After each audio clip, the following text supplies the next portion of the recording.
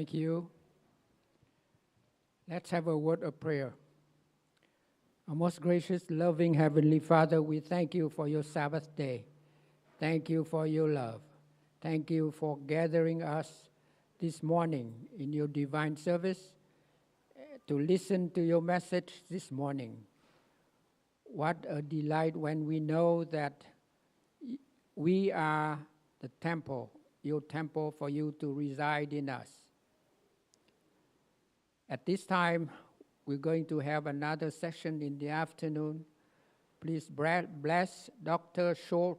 He's going to give us a second message today. May we learn whatever we heard and apply into our daily life. In Jesus' name, amen.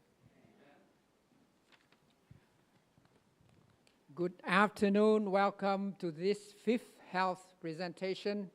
It is my privilege and honor to introduce to you our speaker, Dr. Roger Seheult. Dr. Seheult is currently an associate clinical professor at the University of California, Riverside School of Medicine and an assistant clinical professor at the School of Medicine and Allied Health, Loma Linda University.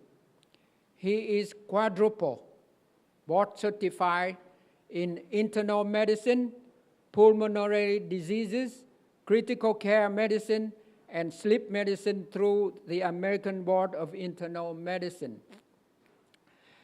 In 2012, he and Kyle Orred founded MedCram, a medical education company with CME-accredited videos that are utilized by hospitals, medical schools, and hundreds and thousands of medical professionals from all over the world, with over 1 million YouTube subscribers.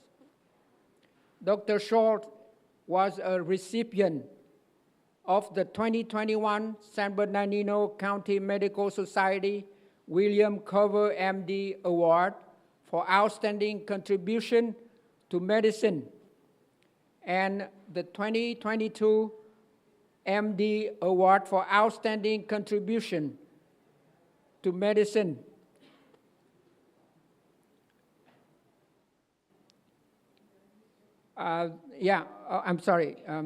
Contribution to medicine, and the 2022 United Health Group, the Sages of Clinical Service Award. In 2022, both Dr. Seheult and Kyle Orred received the HRH Prince Salman bin Hamad Al Khalifa Medical Merit Medal from the Kingdom of Bahrain for their contribution to the health policy in the Kingdom of Bahrain. Roger's passion is demystifying medical concepts. Wow, what an impressive bio. Dr. Seheult and Betty, thank you so much for spending time with us this Holy Sabbath. The time is yours. Thank you very much, David. Appreciate it. And welcome, everyone. Praise God for all of those accomplishments, because sometimes I stand up here and listen to this and I wonder who they're going to be introducing, because it's not me. So what we're going to talk about this afternoon is something that wasn't always clear to me. This is something that I learned because I needed to learn it, and I was interested in this because of the pandemic. As David was telling us, we had a MedCram channel that was designed to educate students and residents in medicine. And we put that together because residents and students would come to my rotation and we would give them the same lecture every time. And I saw this as a good way of recording the video and then simply assigning it so that we wouldn't have to do it, and then they would come back and we would then go over it. So that was one of the reasons why MedCram was invented. And then one night, early in 2020, my wife, as we were sitting by the fireplace, said, "Hey, there's that virus over there in China. You may want to do a video about that. And so I did a video about that, and I never looked back after that. It exploded, it became viral, we did more videos, and then I felt the need to investigate things that we could do for the virus that people weren't really talking about. We didn't have anything, as you may have recalled. And of course, my upbringing in the Adventist church and understanding the 8 pillars of health, which are nutrition, exercise, water, sunlight, temperance, air, rest, and trust in God, otherwise known as New Start, was one of those things. And because I was board certified in sleep medicine, this is one of the areas that I concentrated on very, very early. So within like February, March of 2020. Anyway, that went on for some period of time. And one of the things that became very apparent, as you may have recalled early on, was that vitamin D seemed to be something that was very beneficial for people in terms of the fact that we very rarely saw people with good levels of vitamin D succumbing to the virus, whereas people who were succumbing to the virus had low levels of vitamin D. Well, that's a whole story in and of itself, and we're going to talk more about that, about where this has led. And we're also going to look today at what the science is saying about light exposure and sunlight in our lives, but we're also going to show that this should not be news to us because we've been given a lot of direction in this area in the spirit of prophecy. So there's going to be a combination of both of those as well. So let's get started. Today's talk is really going to be divided into 2 pieces. Now, we have known for years that light has played a tremendous role in our human lives, not only in terms of circadian rhythm, but also in terms of depression and mood. Okay, so how many of you have heard of seasonal affective disorder? This is something that's well known by the literature. And the first part of today's talk is reviewing some of that data because some of you may not know it, and it's very important for you to understand it. So what I'm about to say in the first part is not groundbreaking news for maybe some of you. It might be for others. However, I guarantee you that the second part of the talk that we're going to talk today is probably groundbreaking news for, if not most of you, all of you in this room. Because what we're going to talk about is not just how light interacts with the human body through our eyes, but how light interacts with the human body through our skin and actually deep within our bodies. Something that most of you probably don't know about. So let's get started about that. But if you recall from our sermon that we talked about earlier today, we talked about a small organelle in our bodies. Remember what that was? It was represented by the 7-branch candlestick. What was it? The mitochondria. So let's talk about the mitochondria. The mitochondria is the powerhouse of the cell, and it's something that we need to understand a little bit about. So we are going to get into a little bit of science today to understand this. The mitochondria is extremely important, and such so that to understand why we need light, we have to understand what the mitochondria does. The mitochondria is like an engine. Okay, you have your cars, right? And your car goes because it has an engine in it that actually causes the wheels to turn. Well, the mitochondria, if you will, is like the engine of the cell, and it needs to burn gas. Do you know what happens when your engine starts to burn gas and it starts to cause the crankshaft to turn? What happens to that engine in terms of temperature? It becomes hot, right? And if you don't have some system in place to make sure that that engine doesn't get too hot, what's going to happen to your engine? It's going to shut down. It's going to seize up, the metal is going to expand, and it's not going to be able to move. And that's exactly the same sort of situation that happens in the mitochondria of your cell. The mitochondria is tasked to make energy for your cell. But there is a byproduct of making energy for your cell, and that is called oxidative stress. How many of you have heard of oxidative stress? Oxidative stress is one of the major issues that causes most of the disease in this country. Oxidative stress, in fact, is one of the major issues that caused most of the mortality from COVID-19. And you're going to see that here. This is a list of diseases that I got from the Cleveland Clinic of things that are tied to oxidative stress. Inflammation is tied to oxidative stress. Cancer is tied to oxidative stress. Dementia, diabetes, Even learning disabilities like autism is tied to oxidative stress. We're going to understand a little bit more about what that is. And so the mitochondria that is running constantly in your body, making energy so that you can move your muscles, so that you can think, so that you can do everything, there are two systems set up to deal with oxidative stress in the mitochondria. For those of you who have a little bit more science background, you may remember that there is something in the mitochondria called the electron transport chain. And what happens in this transport chain of events in the process of making energy is these electrons that have energy need to be put on the oxygen molecule. This is the reason why we breathe in oxygen.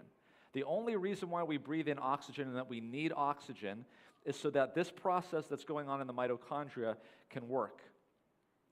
And the problem is that the mitochondria must perfectly, every time, take 4 electrons and put it onto an oxygen molecule, and then that in turn makes the very toxic molecule of water. I'm just kidding. It's a very untoxic molecule. Water is exactly what you want to make. Water is great, but if for some reason it puts 3 electrons on the oxygen molecule, you'll get something called a hydroxy radical, something that only needs to travel a few angstroms and it will damage the mitochondria superstructure.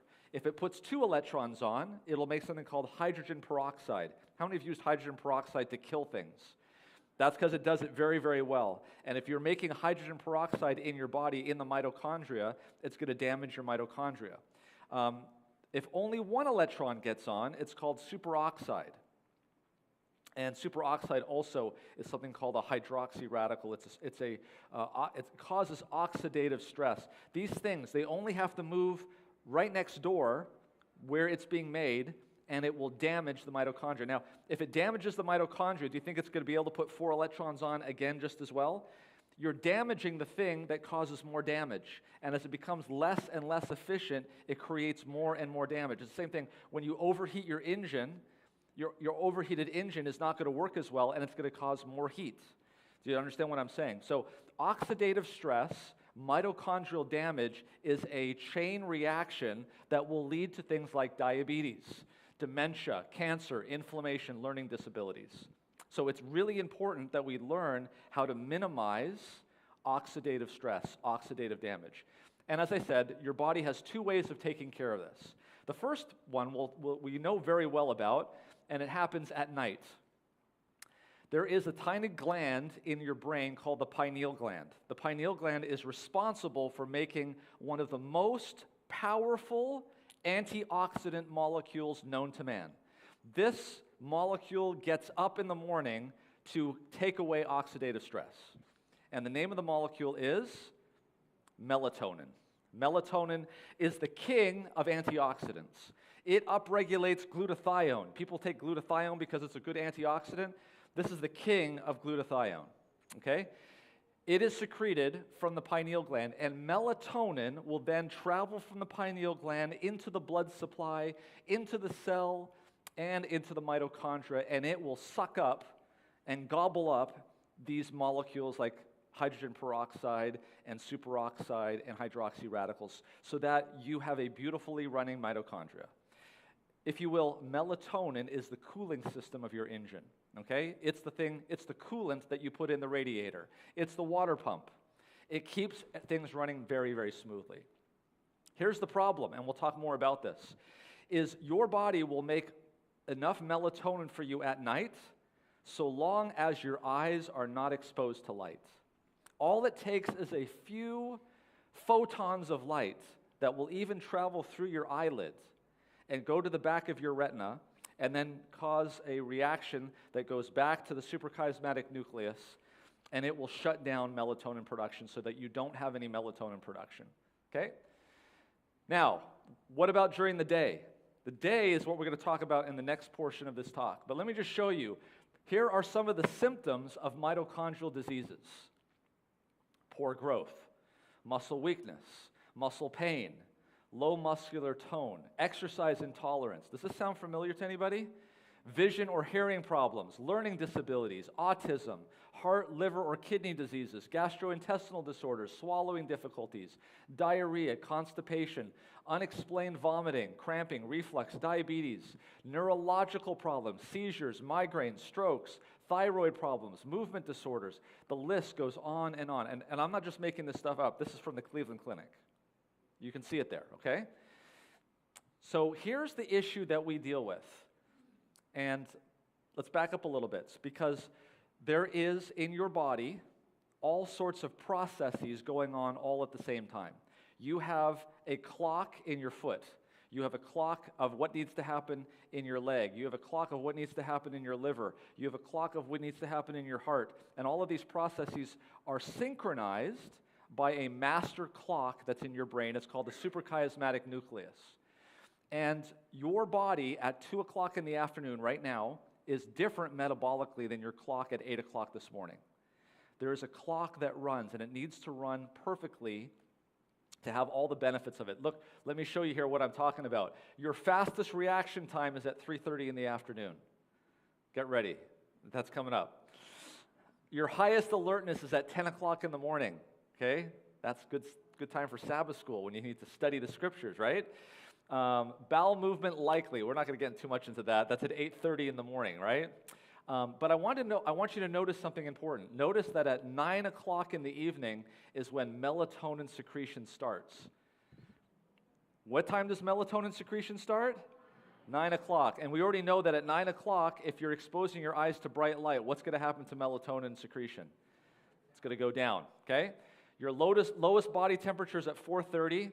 And let me just add something in here too. It's at this time in the morning time that your insulin sensitivity is the highest. So, in fact, the suprachiasmatic nucleus is like the conductor of an orchestra. It synchronizes everything so that your body is one big concert that happens at the same time. Let me give you another picture of this. I had a friend that used to work at Disneyland, just down the street here, but he used to do it at night. He was part of the crew that would go in at night and clean and sweep the streets. He told me all sorts of things that would happen there at night. People would come in, they would take the cash out of the cash registers, they would restock the stores, the engineers would come in, shut down Space Mountain, they would make sure that the rides were working correctly, the gardeners would come in, they would be weeding. All of these things are happening at night so that the park was ready to open perfectly and beautifully at 8 o'clock in the morning, okay? Your body is far more complex than Disneyland. And the same sorts of processes need to happen in your body so that your body can be open for business the next day. Because the stuff that you do during the day is not sustainable throughout a 24-hour period.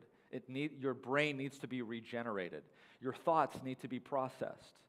The toxins that build up in the lymph need to be excreted. These sorts of things happen. And all of these processes need to work in conjunction with each other. Can you imagine what would happen if the gardener, or let's put it this way, can you imagine what would happen if the engineer for Space Mountain showed up in the middle of the day and shut down the ride? Is that going to be optimal? Do you think the people working at Disneyland are going to be happy that Space Mountain is shut down? Can you imagine if you started to do things in your body where your circadian rhythm is designed to do one thing, but you're doing it at another time? Do you understand what I'm saying? So you're going to see this as a general trend today. You're going to see that we now, as human beings in the 21st century, have the technology to do things that we never had before. The question is it beneficial to us or not? So let's talk about that. So these are all of the things that are regulated by the circadian rhythm. You can see a lot of words on that page. So this is all well-timed circadian rhythm where things are hardwired in our body to be done at certain times of the day. Here's the master clock, and I want you to I'm going to stay on this slide for a little bit because I want you to understand what's going on. Here is your eye. Here is the retina at the back of the eye. And there are certain receptors back here that pick up light, and they send signals to something called the suprachiasmatic nucleus that's right there. That's the conductor. This is the thing that regulates everything. All the clocks in the body are all timed here. This is the clock that tells the pineal gland, hey, it's time to secrete melatonin. Okay? Now, how does it know to do it at night. Let's imagine that we're all shipwrecked on an island.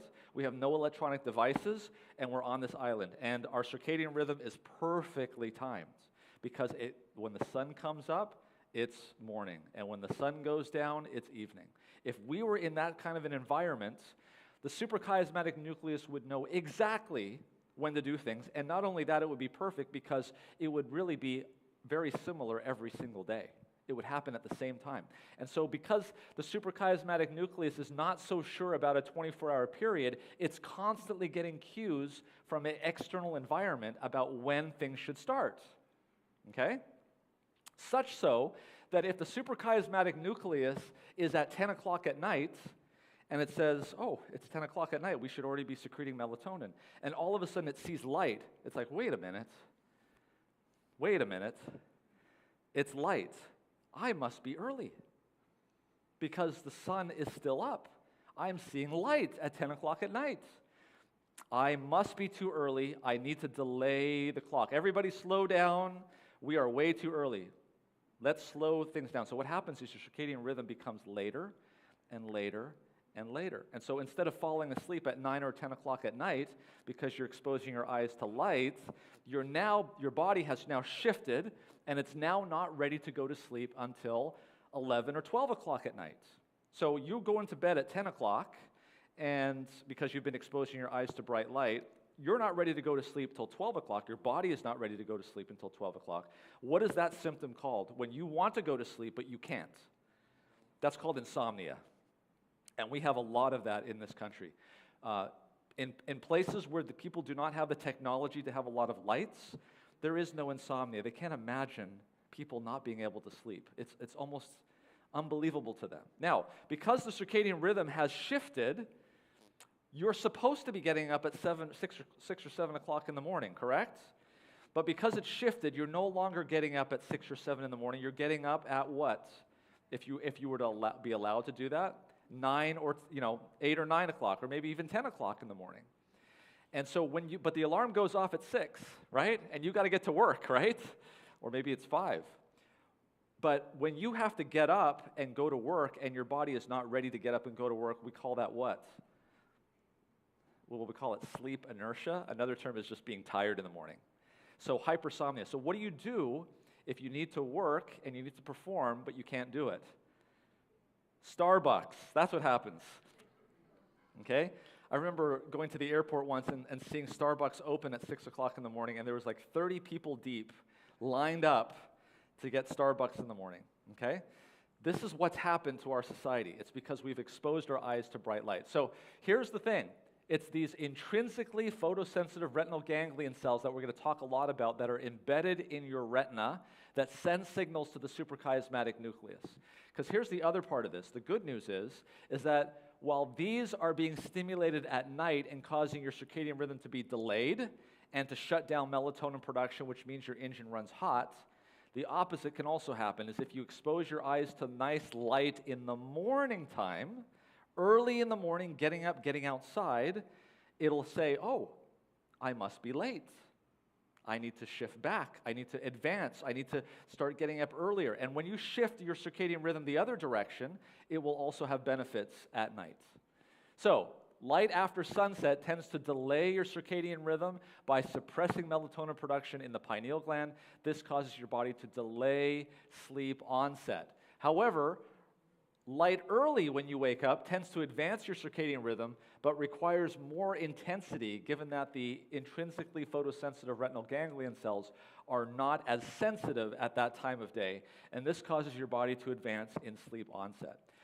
When you get up in the morning and you go outside into the sun and you allow the sun to come into your eyes, don't stare at the sun, but allow the sun to come into your eyes, you are setting your circadian rhythm for the day.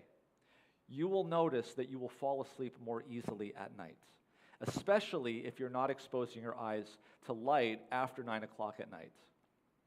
Okay, so here's the consequences of bad timing. And they talk about this. There's whole studies that are showing that. I don't want to spend a lot of time going over that, but I want you to be aware of that. Okay, so light coming into the eye, we already talked about one of the consequences is the suprachiasmatic nucleus, which is the master clock That's really important. There is another pathway called the perihabenular nucleus. This goes directly to the portions of your brain that regulate mood. Do you know what mood is? Being depressed, being not depressed. And we have very good evidence that shows that some people, especially women in this specific situation, are at risk of having depression, especially if they live in environments where there's not a lot of sun, and that happens to be typically in the wintertime. It hits about 5% of the population. They get symptoms 40% of the year. Females outrank males in terms of the population. And they've looked at multiple studies, meta-analyses, and they've shown that in a number of studies, if you expose bright light in the morning time for at least 4 days, that you're going to get improvement in terms of less depression. So if this is an issue that, especially for women, that happens in the wintertime, getting a $20 light box, you can literally get it for $20 on Amazon, and it's about 10,000 lux. By the way, let me explain what lux are. This has to do with the intensity of light. So here in this room right now, which is kind of like a hallway, we're at about 50 to 80 lux, okay? As opposed to going outside in full daylight, direct sunlight, we're talking about 100,000 lux. Now, it doesn't seem that different, does it? But if you were to go outside right now, your pupils would shrink down because it doesn't need that much light in because there's so much of it out there. And so if any of you have actually worked with manual cameras, if you were to set the camera settings, the f-stop, all of that in here, and then take those same settings on the camera and go outside and take a picture, what would happen? It would just be a big white blank. That's because there's so much more light outside, way much more than your brain actually processes. So much so that it's so important that when you get up in the morning to go outside, if you want the true benefit of having light in your eyes. Have breakfast outside. Get up, go outside. This is really important, especially in the morning time. So when you expose, what is 3,000 lux hours? That would be 10,000 lux for a third of an hour, or for about 20 minutes. If you do this in people who have depression, especially in the wintertime, there is ample evidence that shows that this can improve dramatically the outcomes. Here's another study that shows it improves bipolar depression. Here's another one looking at the HPA axis. Cortisol. When you get up in the morning and you go outside and you have bright light exposure, you get a peak in cortisol. Now you're like, wait a minute, I thought cortisol was bad. No, in the morning time, it is appropriate to have high cortisol levels. That's what gives you the energy for the day. And then you want it tapering off as you go in toward the evening. So an AM cortisol typically is when it's the highest. You want that to be good in the morning. The way you get that is by going outside into the sunlight for at least 20 minutes a day, okay? It's a strong stimulus. We're going to go through this. Now, melatonin, it's the opposite. It peaks at night, and it doesn't want to have daylight. It wants to have darkness. Involved in time of day and the time of year signaling. It builds sleep pressure throughout the day, peaks at night, and promotes quality sleep. Listen to this, though. Bright light suppresses melatonin within minutes, and recovery is slow and incomplete. So if you're watching television, if you're on your smartphone, if you're on your iPad, if you're reading a book on a Kindle at night, that light is coming into your eyes, and it is suppressing your cooling system for the very delicate engine called the mitochondria. It says here that light can still be detected on the retina even through what? Closed eyelids. So think twice about having night lights on or bright clock radios coming into your room, okay? Especially children. This is one of the things why we don't like to have night lights on in children's rooms. It's not doing them any benefit. Lots of data here in terms of disruption of circadian rhythm in people, especially night shift workers. So this is something that's really interesting. They looked at people who were blind. That means there was no way any signal from the retina could go back to the suprachiasmatic nucleus, and there was no way that it could suppress melatonin secretion from the pineal gland. Do you know that those people had the least incidence of cancer? There was no way you could shut down their melatonin production. Amazing stuff. See, reduced, right here at the bottom, reduced cancer incidence in totally blind people. The relative risk was 0.69. That's a 31% reduction in cancer if there's no disturbance in melatonin production. What about at night? Positive association between shift work and breast cancer risk in many studies, but inconsistent evidence in human cohorts, and a paucity of data from other cancer types. So there is some minimal connection there, but there is. There is robust experimental and mechanistic data showing increased risk of breast cancer initiation, progression, and even resistance to endocrine therapy as a result of melatonin suppression by evening light exposure. And those are the references. Okay, so this is important to understand. This is what the science is saying. All right, imagine if you had a choice. You wanted to read something at night, you had a choice. You could turn on a soft lamp and read it out of a book, or you could turn on a Kindle. Which one are you going to do now? Probably the soft light, right? Well, take a look at this. Here's the irradiance of the light coming from the Kindle book. That is how much light is coming from that. The print book, you can barely see here along the bottom. See how much less light there is?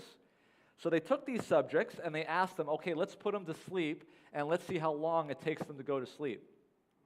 So this is the sleep latency. This, in other words, how long, how many minutes does it take for them to doze off?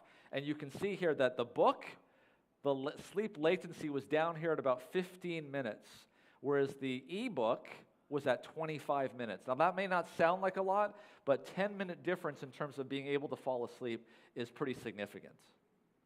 Okay, that's a significant difference in terms of averages. Here's more evidence about ocular input for human melatonin regulation and its relevance to breast cancer. Breast cancer is increasing, is it not?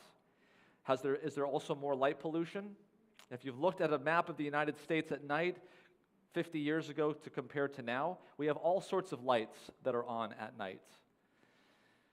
Again, melatonin cancer risk. Does light at night compromise physiological cancer protection by lowering serum melatonin levels? I would say the answer is yes. Here's another one, medical hypotheses, why the incidence of cancer is increasing and the role of light pollution. So let's make it practical. This is what we want to do today, is make things practical. What should you do in the morning?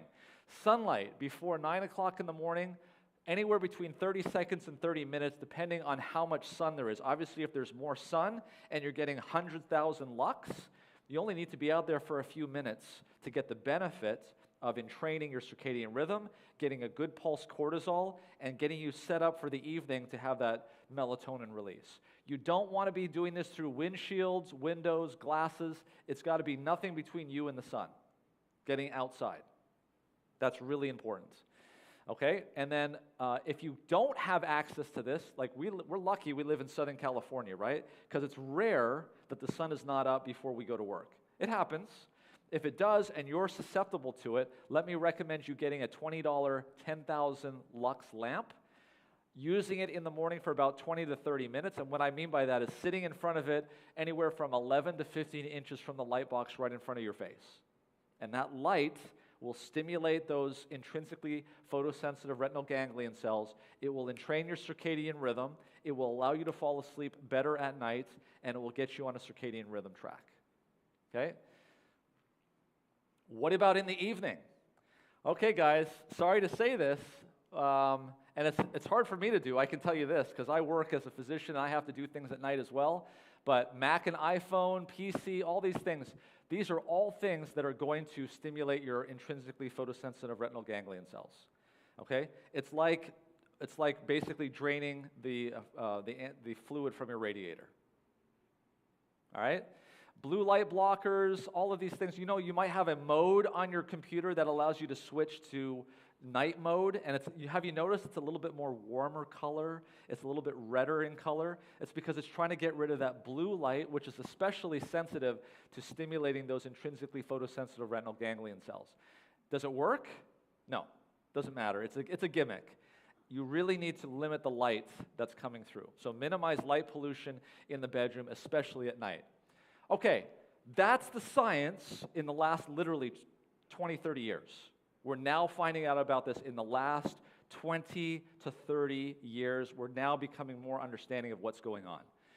Let's go 150 years ago. Let's see, well, let's just see. All right? This is 1871. The feeble one should press out into the sunshine as earnestly and naturally as do the shaded plants and vines. The pale and sickly grain blade that has struggled up out of the cold of early spring puts out the natural and health deep green after enjoying for a few days the health and life-giving rays of the sun. Go out into the light and the warmth of the glorious sun, you pale and sickly ones, and share with vegetation its life-giving, health-dealing power. We haven't even gotten into the second aspect, and you'll start to see that she even makes more sense on that. But, so you can tell that she's really big on sunlight, correct? Get out into the sun, right? How would she know then to say this? Especially since we didn't know about melatonin, the pineal gland. This is what she says, 1888. Make it a habit not to sit up after what? 9 o'clock. Interesting that she just nails that right on. Every light should be extinguished. Did she say switch to warm mode? Every light should be extinguished. This turning night into day is a wretched, health-destroying habit.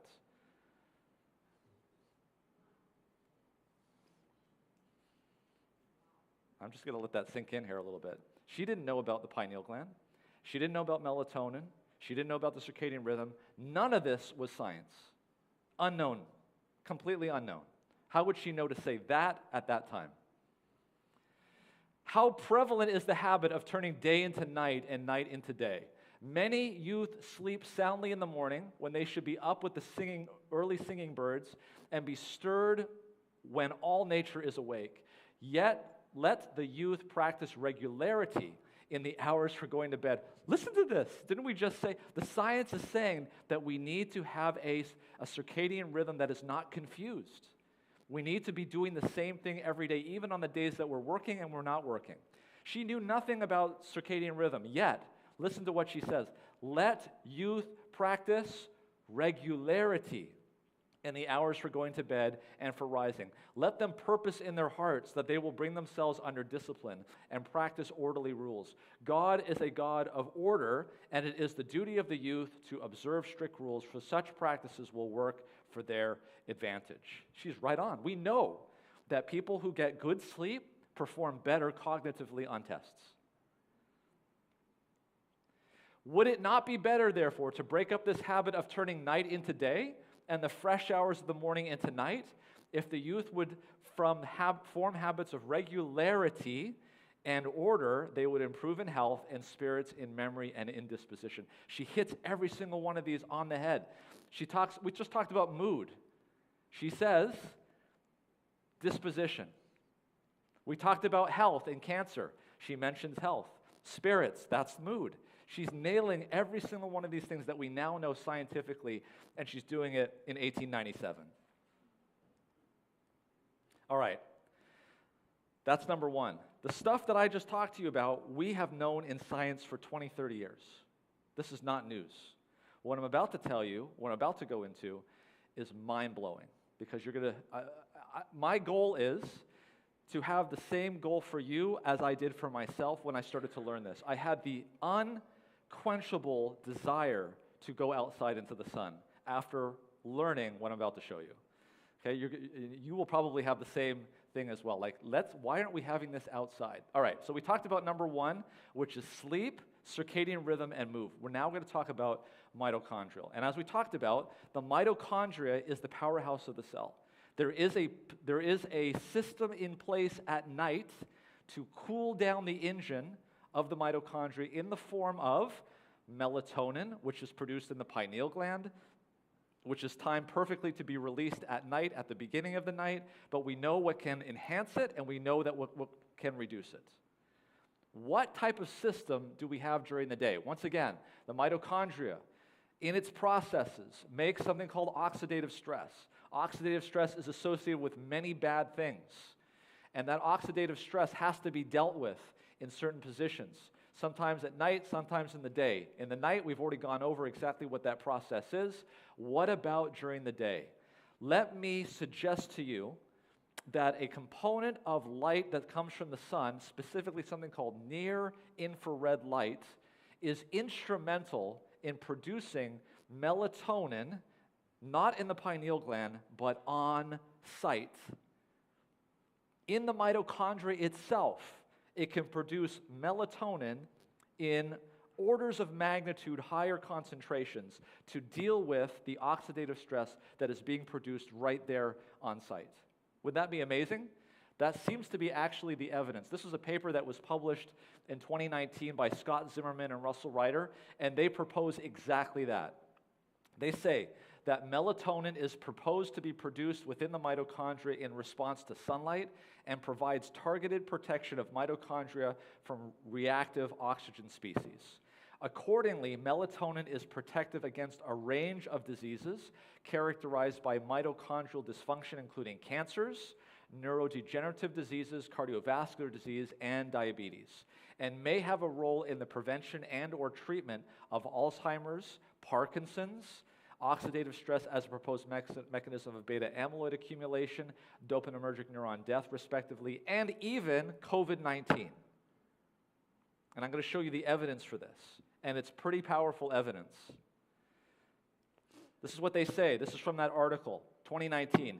It has now been shown that the mitochondria produce melatonin in many cells in quantities which are orders of magnitude higher than that produced in the pineal gland.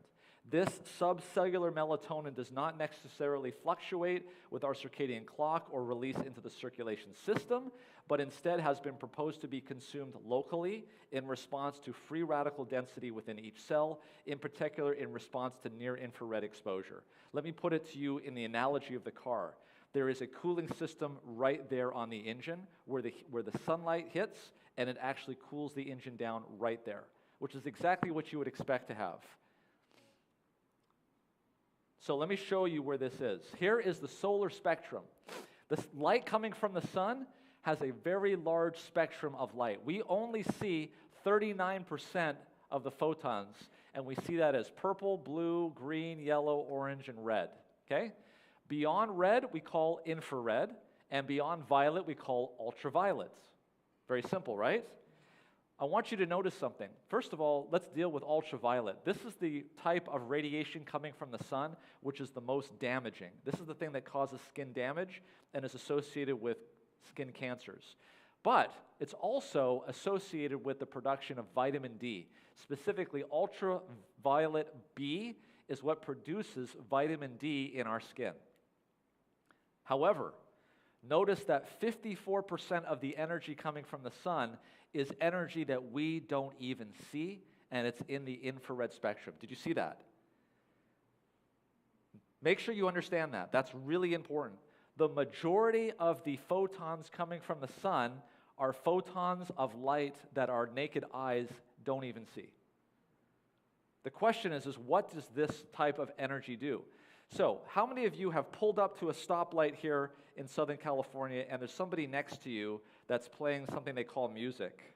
And it kind of is emanating, what do you hear? Boom, boom, boom. Are those high frequency sounds or low frequency sounds?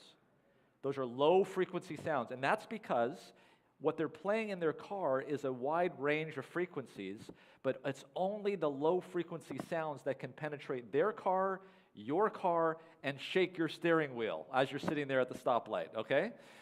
That's exactly what happens here with light. It is the low frequency radiation coming from the sun that has no problem getting through the atmosphere. It has no problem even going through your clothes.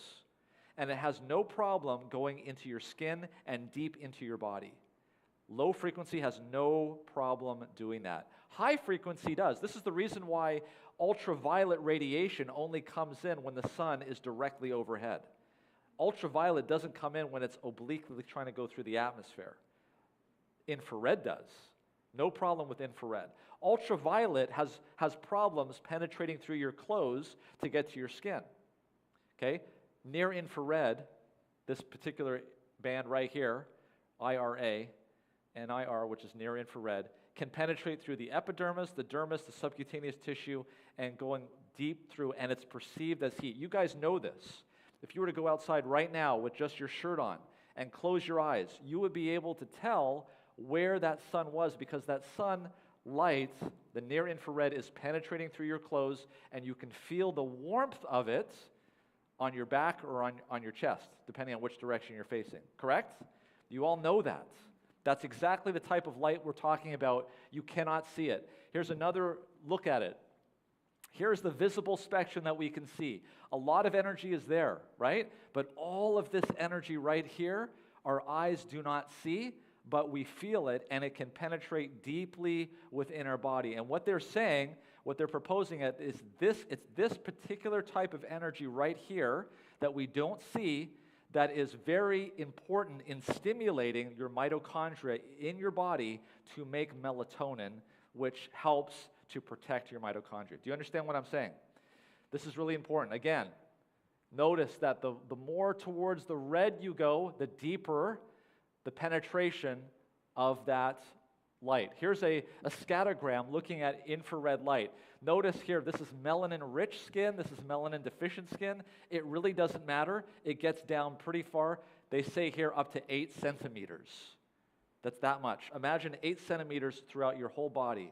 That's how deeply infrared light can penetrate. How many of you here have worked as a nurse and maybe used a vein finder to put an IV in? This is something they do. Here is visible light.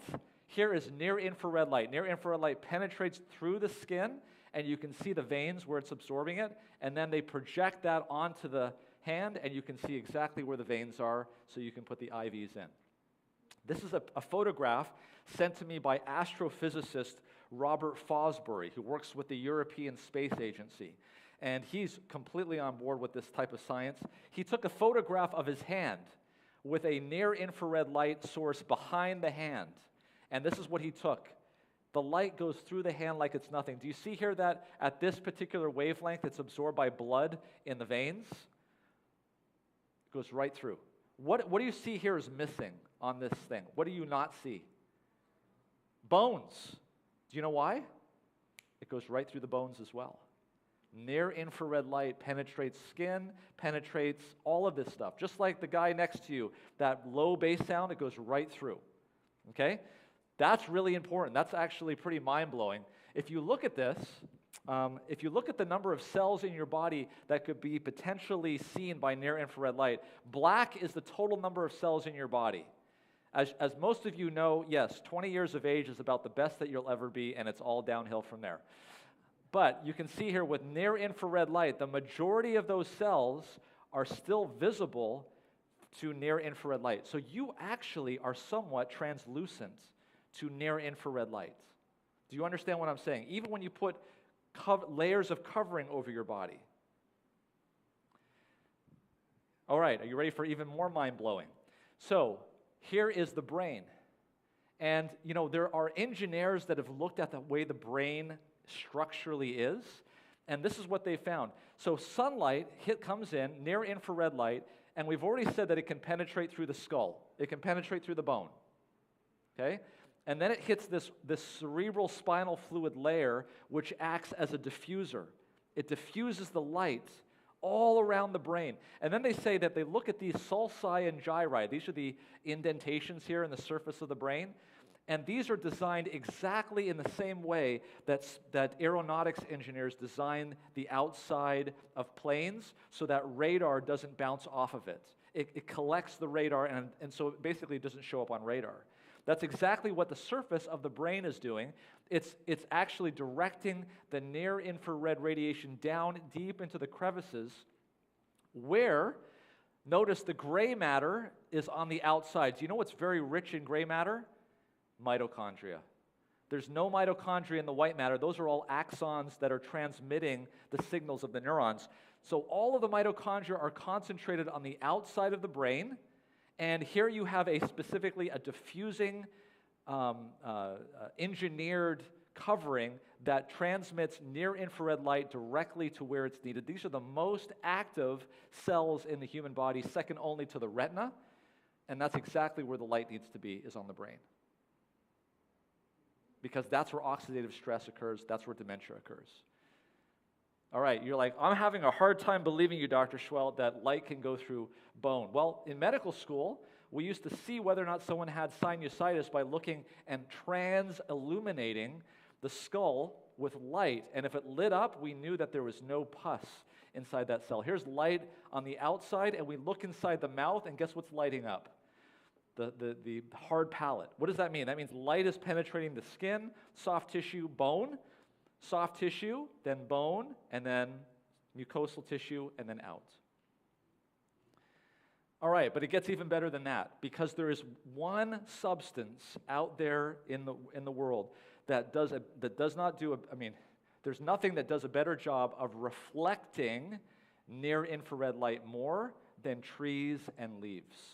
It's almost as if they were designed to reflect infrared light more than anything else. Notice, this is the spectrum of the sun, right here. Now this is the reflectivity off of green leaves. Do you see how much more near-infrared light there is? In fact, if you were in an environment outside and you were surrounded by grass, leaves, and trees, you are getting an abundance of near-infrared light. Purportedly, the same type of light that is required by your mitochondria to fight off the diseases of oxidative stress. This is a near-infrared photograph of a garden. It looks almost as if there has been a light snow. It's not snow. It is so bright with infrared light that the trees look like they are white. This is the importance of getting out into green nature. Here is Central Park with a little bit more of a color to it. Notice that the buildings are completely devoid of any type of reflectivity. If you live in a concrete jungle, you're not going to be getting near infrared light. So this explains a lot potentially, because we've known for years that people who grow up in green environments do better. Here it is. This is the health benefits of great outdoors, a systematic review and meta-analysis of green space exposure and health outcomes. We found that spending time in or living close to natural green spaces is associated with a diverse and significant health benefits. It reduces the risk of type 2 diabetes, cardiovascular disease, premature death, preterm birth, increases sleep duration. People living closer to nature also had reduced diastolic blood pressure, heart rate, and stress. In fact, one of the really interesting things we found is that exposure to green space significantly reduces people's levels of salivary cortisol, a physiological marker of stress. This is a dissertation by a PhD student looking at all of the benefits of daylighting on just students. All of these things improved: vitamin D, vision, calcium absorption, bone formation, biological clock, being mood, cheerful, student attendance, sleep, learning, math, student attendance, test scores. All of these things were reduced by daylighting. Health, psychological, depression, fatigue, seasonal affective disorder, violent behavior, stress, security, microbes, high blood pressure, stomach ulcers, cancer, all of those things went down. This is a dissertation by a PhD student looking at all of the data for this. Do you know that there are regulations, federal regulations? When you build a school, we have so much data on this that there has to be so much natural daylight in the classrooms of students, that because we know for a fact that they learn better when they are in a natural environment, a natural light environment. So what changes? Here's another systematic review looking at this. They showed that there was a reduction in diabetes. Here's another study. This one was looking at 2 cities in Europe. One was in Oxfordshire, the other one was in Leiden, the Netherlands. And they asked a very simple question. They asked people to come in and get their blood drawn, and they had them checked for cholesterol, for diabetes, for triglycerides, all of these things that we look at today. And they asked a very simple question.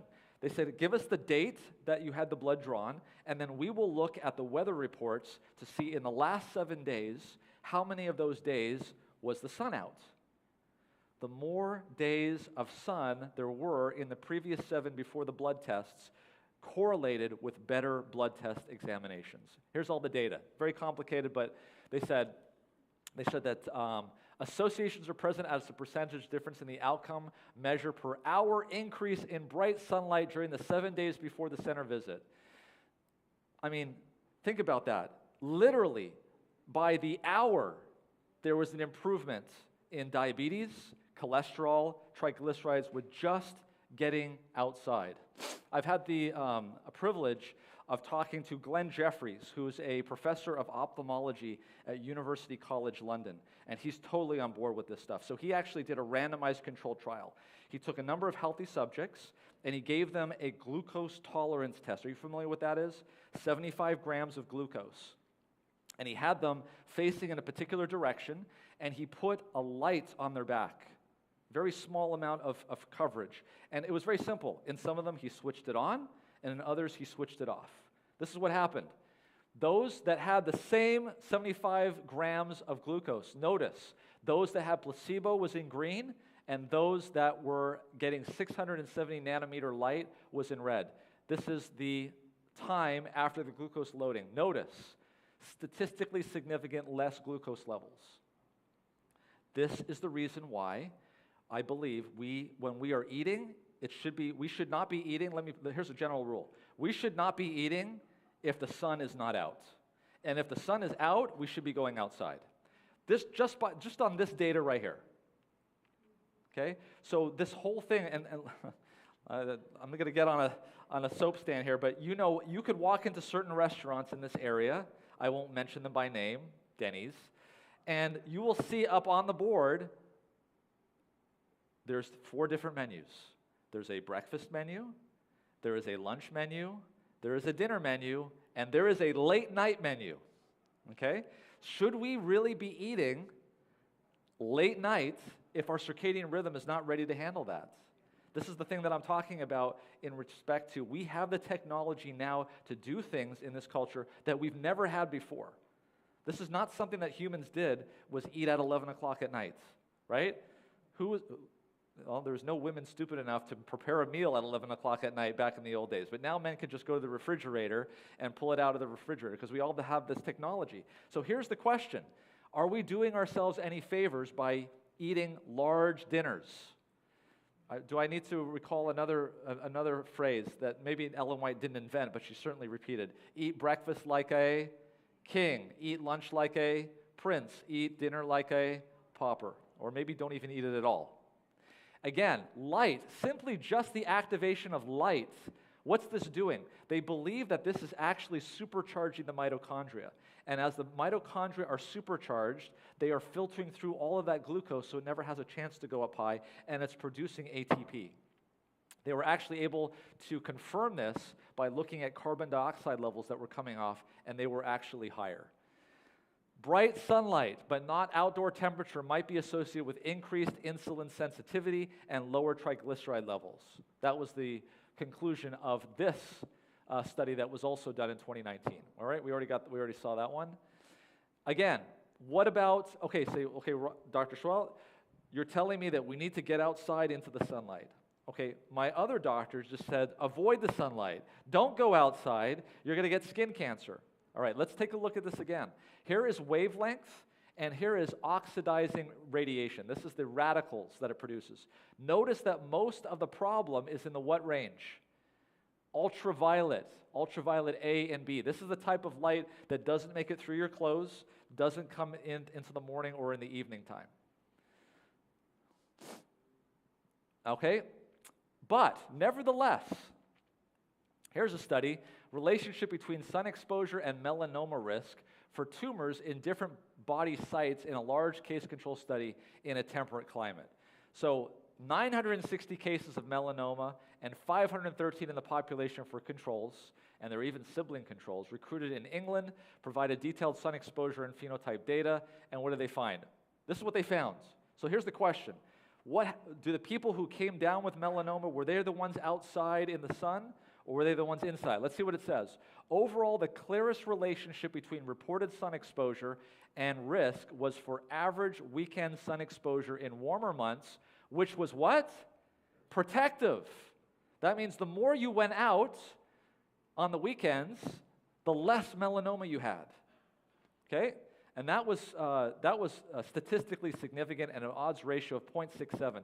Serum vitamin D levels were strongly associated with increased weekend and holiday sun exposure. Does that make sense? If you go out in the sun more often, what's going to happen to your vitamin D levels? It's going to go up. So let me back up a little bit. Do you remember at the beginning of the pandemic, they were saying, oh, we see people with high vitamin D levels are doing better with COVID-19 in the hospital. I know, let's give them vitamin D.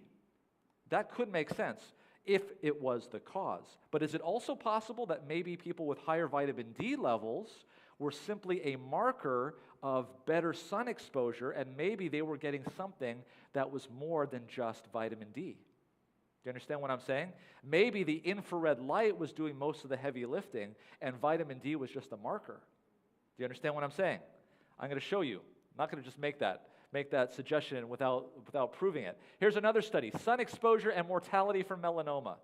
So here was a study that they did. What were the things that were associated with increased death from melanoma?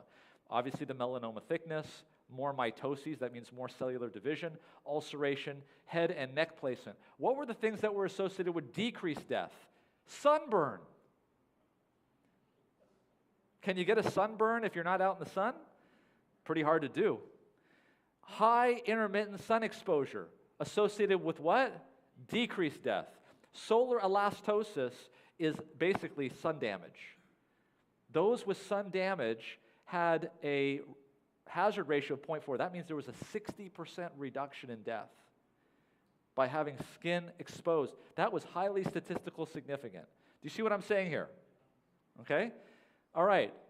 This is the big one, though. This is the southern Sweden cohort. Huge cohort, 29,000 women in Sweden.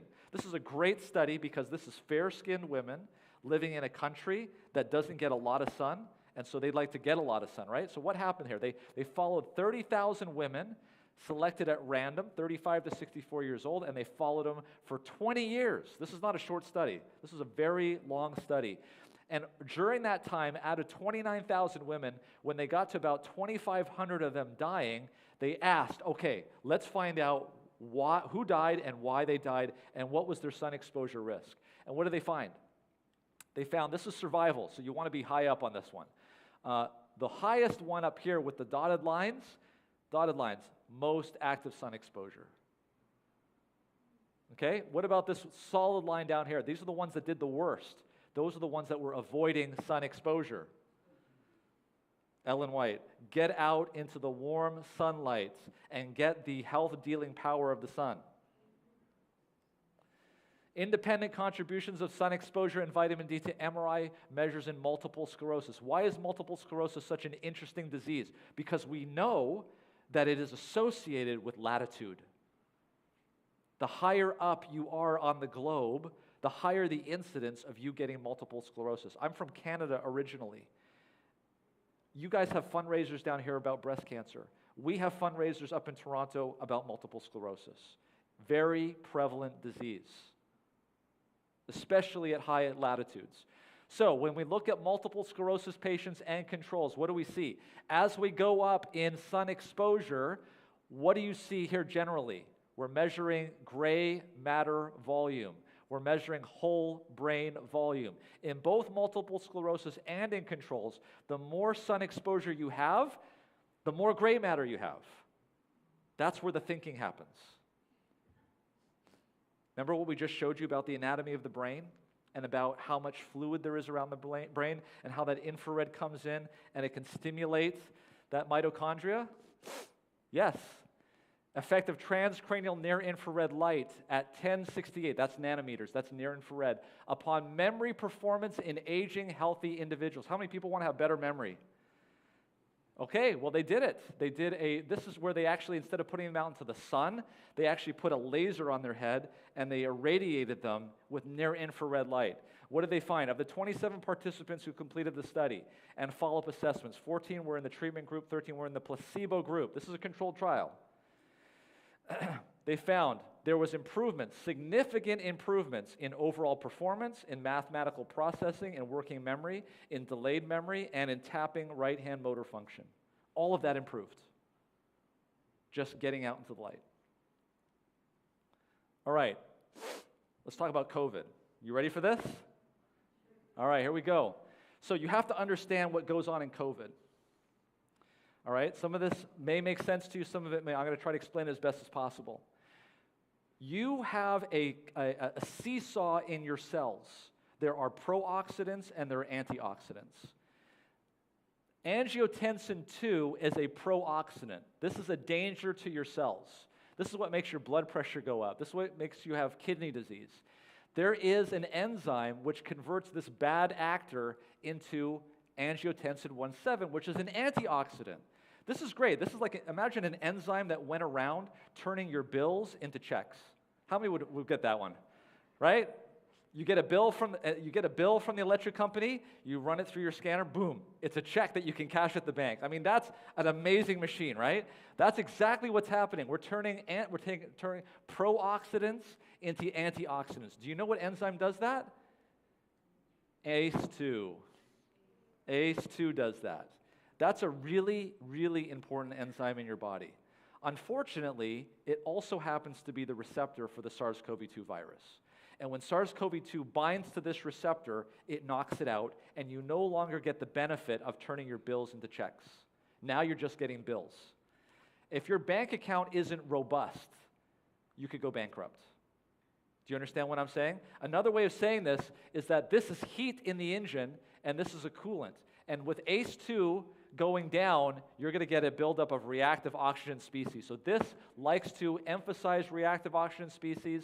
This likes to block reactive oxygen species. So red is good here.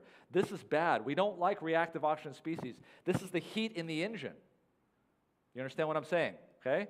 So ACE2 is sitting there doing its job nice and pretty, and you're all balanced, going along just great. And then SARS-CoV-2 comes in, knocks out your ACE2. Not only that, it encourages white blood cells to come in, which also adds to reactive oxygen species. And so what you have there very quickly is you've gone from a state of equilibrium to a state of high reactive oxygen species.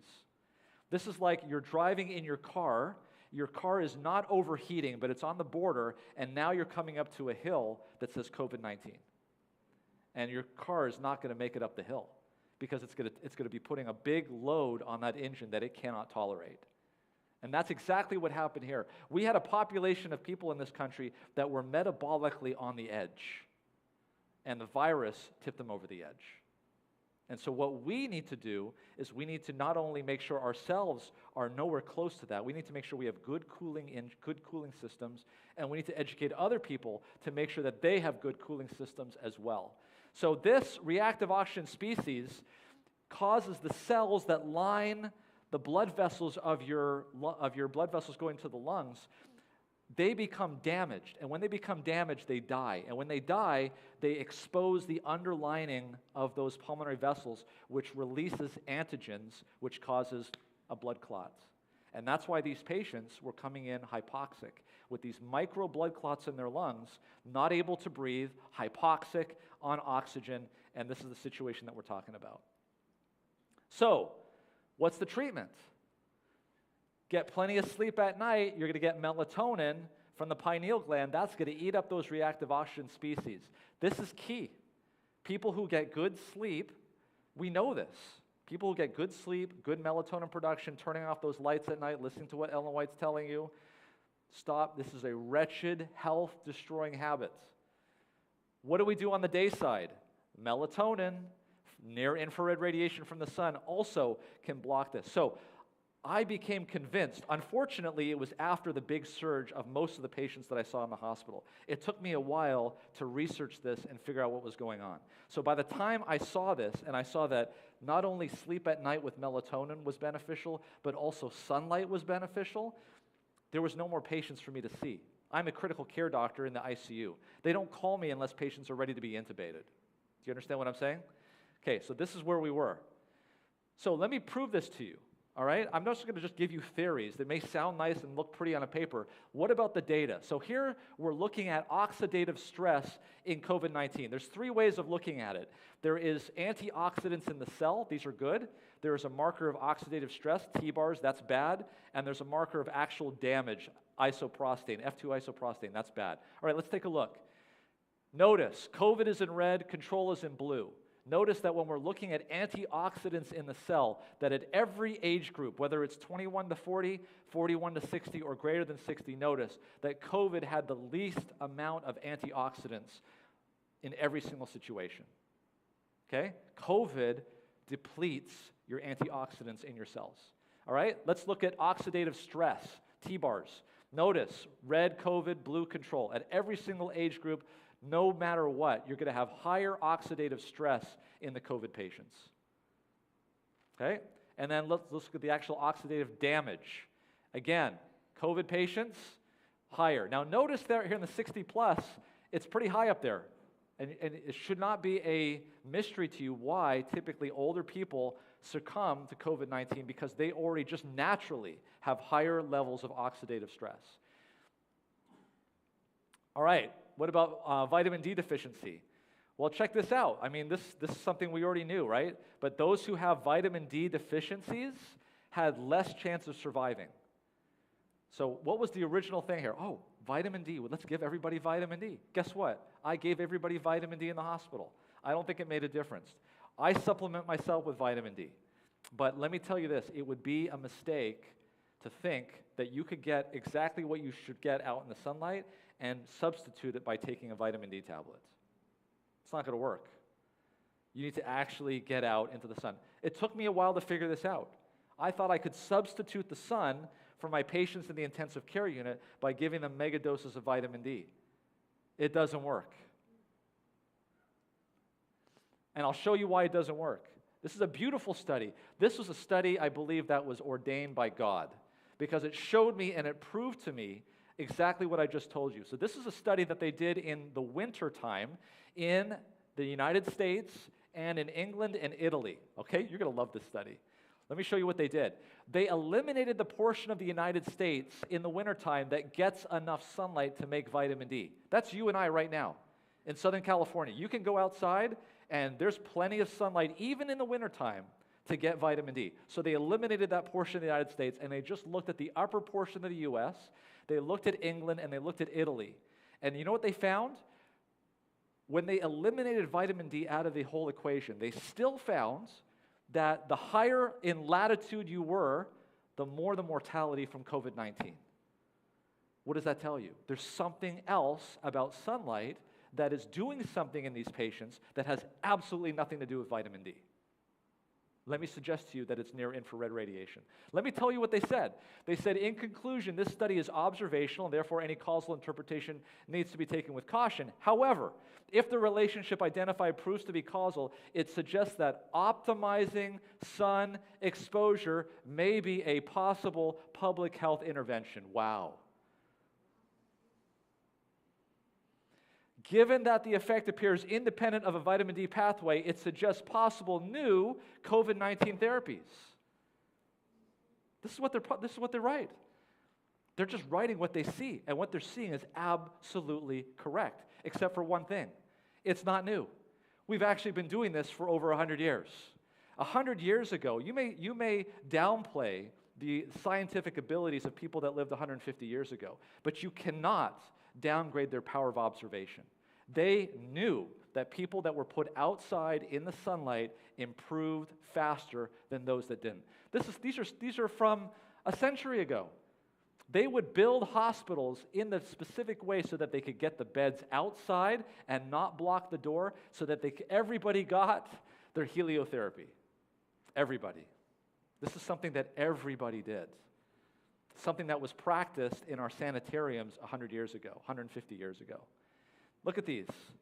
This was part of the regular process of going to the hospital, is getting outside and getting sunlight. We have studies today, folks, that shows that people in a 2-bed room, those that are closer to the window are discharged faster than those that are not next to the window.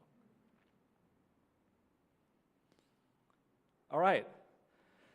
The feeble one should press out into the sunshine as earnestly and naturally as do the shaded plants and vines. The pale and sickly grain blade that has struggled up out of the cold of early spring puts out the natural and healthy deep green after enjoying for a few days the health and life-giving rays of the sun. Go out into the light and what? She's using the term exactly as how we experience near-infrared radiation. We experience it as warmth. How would she have known that? She is literally calling out the portion of the spectrum that is actually benefiting us in her quote. Go out, you pale and sickly ones, and share with the vegetation its life-giving, health-dealing power.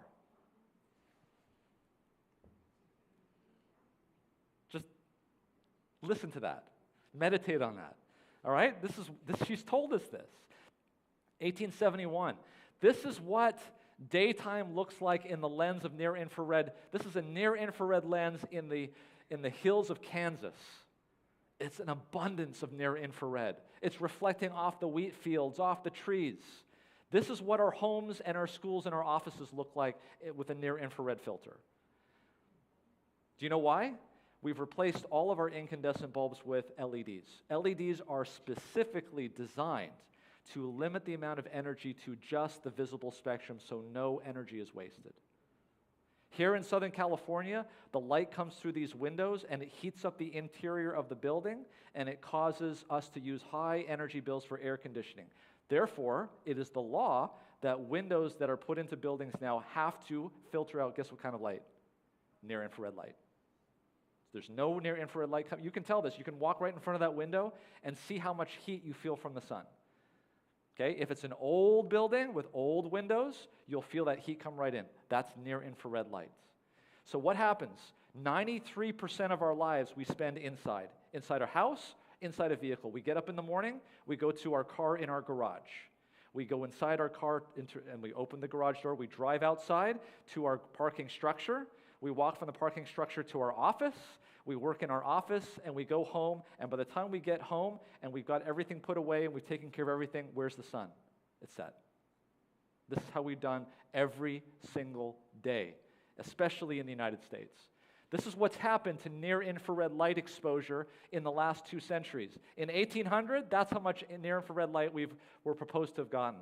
Then in 1950, we're still using 100% incandescent and plain glass windows, but we're only outside 25% of the time in 1950 versus 50% of the time outdoors with campfires in the 1800s.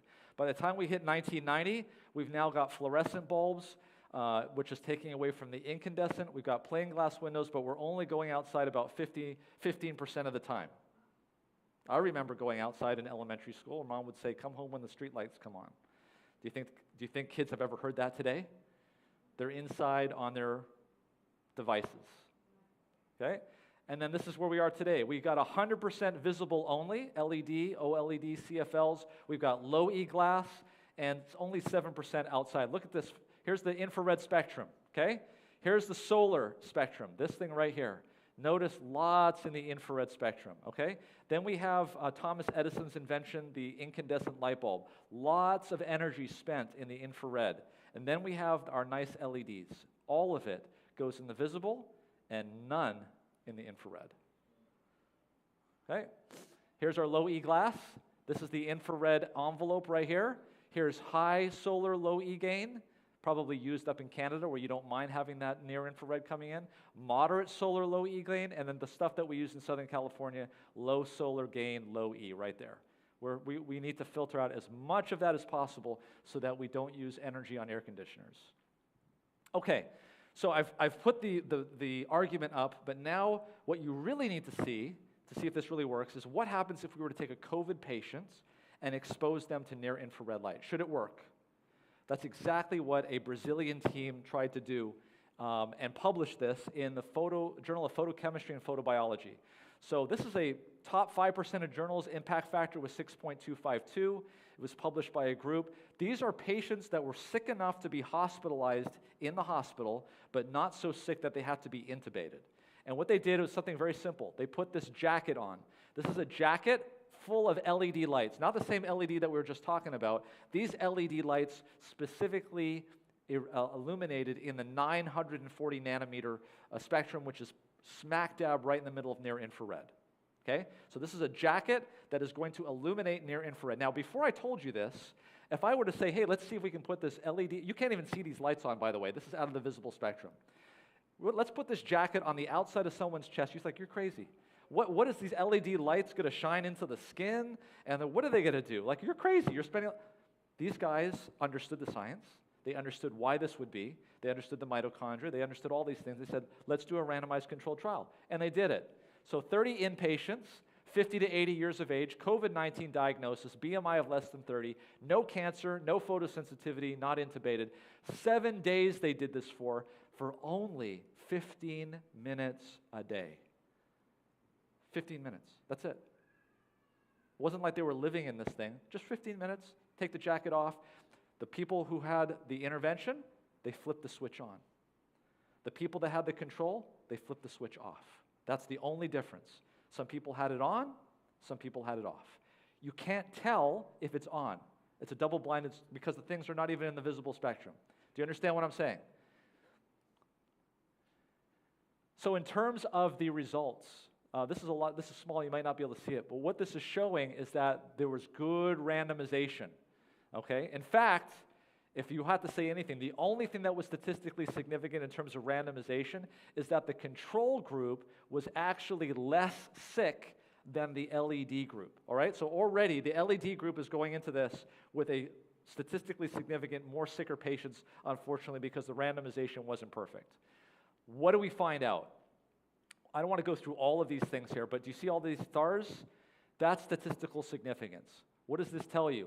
It's telling you that they were able to take in the people that got the near-infrared light were able to take in better tidal volumes. They got off oxygen faster. They were able to breathe deeply. Their heart rates improved. Their systolic blood pressures and diastolic blood pressures improved. Their lymphocytes, which is really key, actually improved, whereas the others who had the control group got worse. All of this to say that those that got the jackets were discharged from the hospital 4 whole days earlier. Okay, I want to just get, you think 4 days, what's the difference? Well, first of all, they did not check for mortality because there was only 30 patients. You're not going to be able to get a mortality endpoint when you're powering it only at 30 patients. But with just 30 patients, 4 days. Do you know Tamiflu and these medications that help with the flu? Do you know why they got FDA approved? Because they reduced symptoms for 24 hours. This actually got people well enough to be discharged from the hospital 4 full days faster. Here it is. Among the strengths of the study, it should be noted that it is an innovative because it employed phototherapy using a vest with an array of 300 LEDs at 940 nanometers in complement to the conventional treatment of COVID-19. Moreover, the photobiomodulation, that's the light, reduced the average hospitalization time by 4 days. That's just light. That's just light. So we see these articles, let there be light, the healing power of sunlight in hospital settings. People are starting to understand that this is becoming more and more important. Here is the little area of sunlight at my hospital in a little atrium. Notice there's a lot of plants, a lot of opportunity for reflection of near-infrared light. So knowing all of this, I go into the hospital and they call me, Dr. Seheult, we got a patient downstairs. 35 liters, 100% high flow, COVID-19. I almost had PTSD because I haven't seen one of these patients in years. And I walk down there, I go into his room, and the room is, it's a negative pressure room. It's dark in there. The patient's depressed, his daughter's there. The patient's asking me, how much time do I have? And in my mind, I've just learned all of this. And I'm like, no. The first thing in my mind was, let me open that window. And then I remembered after I opened the blind and let some light in, then I realized, well, this is probably one of those new windows. This doesn't let the near-infrared light in. So then I realized that we needed to get this guy outside. So this guy had been admitted 2 days prior to me seeing him. He was already started on high-dose steroids.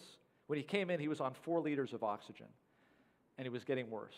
He was started on steroids. He was started on antibiotics, all of the things, the vitamin D, the zinc, all that stuff. For the next 2 days, he continued to get worse and worse and worse, to the point when I was called, because I was in the ICU, he was on 35 liters of oxygen, 100% oxygen. That's the most that someone can be on before it's time to put them on positive pressure ventilation or intubate them. That's why I was called. So I gathered the team up, talked to the charge nurse, talked to the nurse and the respiratory therapist, and we came up with an idea. We would get 2 oxygen tanks together, and we would combine them and put them on something we call a non-rebreather mask, which was the most amount of oxygen that we could do to get him disconnected from the hospital, put him into a wheelchair, and we wheeled him outside into this area.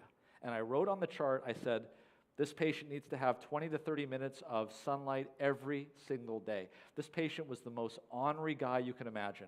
What are you doing to me? Where am I going? He was depressed. He didn't know what was going on. We got him out. So this is what happened. Day 1, he had COVID. Day 7, so I was called right here on day 14. He was on 4 liters when he came in, went to 10 liters the next day, 10 liters oxymizer, had been given solumedrol, azithromycin. We stopped the Tylenol. This is what a nasal cannula, this is what an oxymizer looks like. This is where I was called, and this is where full sunlight for 20 to 30 minutes a day was started. I went home, prayed. I actually prayed with the gentleman, and I said, and I came back the next day, and as I'm driving in, I don't know what's happening to him, I'm bargaining in my mind. I said, God, I know if he gets worse, it doesn't mean that sunlight isn't beneficial. But wouldn't it be really cool if we could take this science and actually apply it to somebody's life and see them get better? Wouldn't that be great? So I walked into the ward, and I asked eagerly, my first question is, how's our guy doing? How much oxygen he's on? Oh, doctor, he's better. He's on 15 liters oxymizer. I'm like, praise the Lord, he's better. Maybe it's from the sunlight, I don't know. Maybe. Next day, 10 liters. Next day, 6 liters, 4 liters. Off in 4 days, completely off of oxygen. That's the fastest I have ever personally seen anybody go from almost needing to be intubated to literally 4 or 5 days later off all oxygen completely. Now, listen, it's an anecdote. It's one patient. But the science seems to work, and it seems to have worked well in this guy's situation. By the way, I got his permission to tell this story. I even took a picture of him outside from behind. Didn't get his face. His daughter said it was fine. I called him. I talked to him. And after weeks of this, and I called him up at home, you know what he told me? He says, you know, Doc, that first day that you got me out into the sunlight, I know I didn't want to be there. I know I was in a bad mood. But he said, you know what? That sunlight felt so good to be in that sun. There he is. This is the first day. I took a picture from behind. That's his daughter. That's our respiratory therapist. That's our charge nurse. And this is our gentleman right here in the very same picture. And you can see where he's getting full sun. And it's going right through those clothes. So what can we do? Get as much natural sunlight, direct or indirect, as possible, avoiding glass in between and within reason after awakening. Exposure to low-level red light like fire, sunset at sunset time is also advisable. These are the times when you have the least amount of ultraviolet light coming in. Cover up if you need to. Avoid any type of light exposure after sunset, especially blue light, and especially 1 to 2 hours prior to bedtime. Imagine if we did this for our patients in the hospital. You know, these were the things that we did in the sanitariums. These were the things that we should be doing even today. And it's part of those 8 pillars of health. New start. The S stands for sunlight. And we have so much benefit to this. This is what it looks like at nighttime. Visible picture of a campfire. Visible picture at Times Square. I want to get into that. So this is it. Let me read to you some of the quotes from Ellen White, who knew none of this science, and then we'll ask her questions. There's a couple of quotes here, so just bear with me. Who can be but joyous in the glad sunshine, beholding the beauties of nature and seeing the evidences of the goodness and love of God in the lofty trees and the earth covered with its green carpet and adorned with beautiful flowers of every hue. Our wise Creator loves to see His children healthful and happy. Should we not remember God as we look upon these evidences of His love? Would we not be very ungrateful if we did not acknowledge Him in His creative works? It was the design of heaven that we should look through nature up to God. Look through nature up to nature's God, and should adore our Heavenly Father for the tokens He has given us that He wants us to be healthful and happy. Those who are old enough should every day that the weather will admit have a portion of their work in the open air and sunshine. By the way, I'll stop there.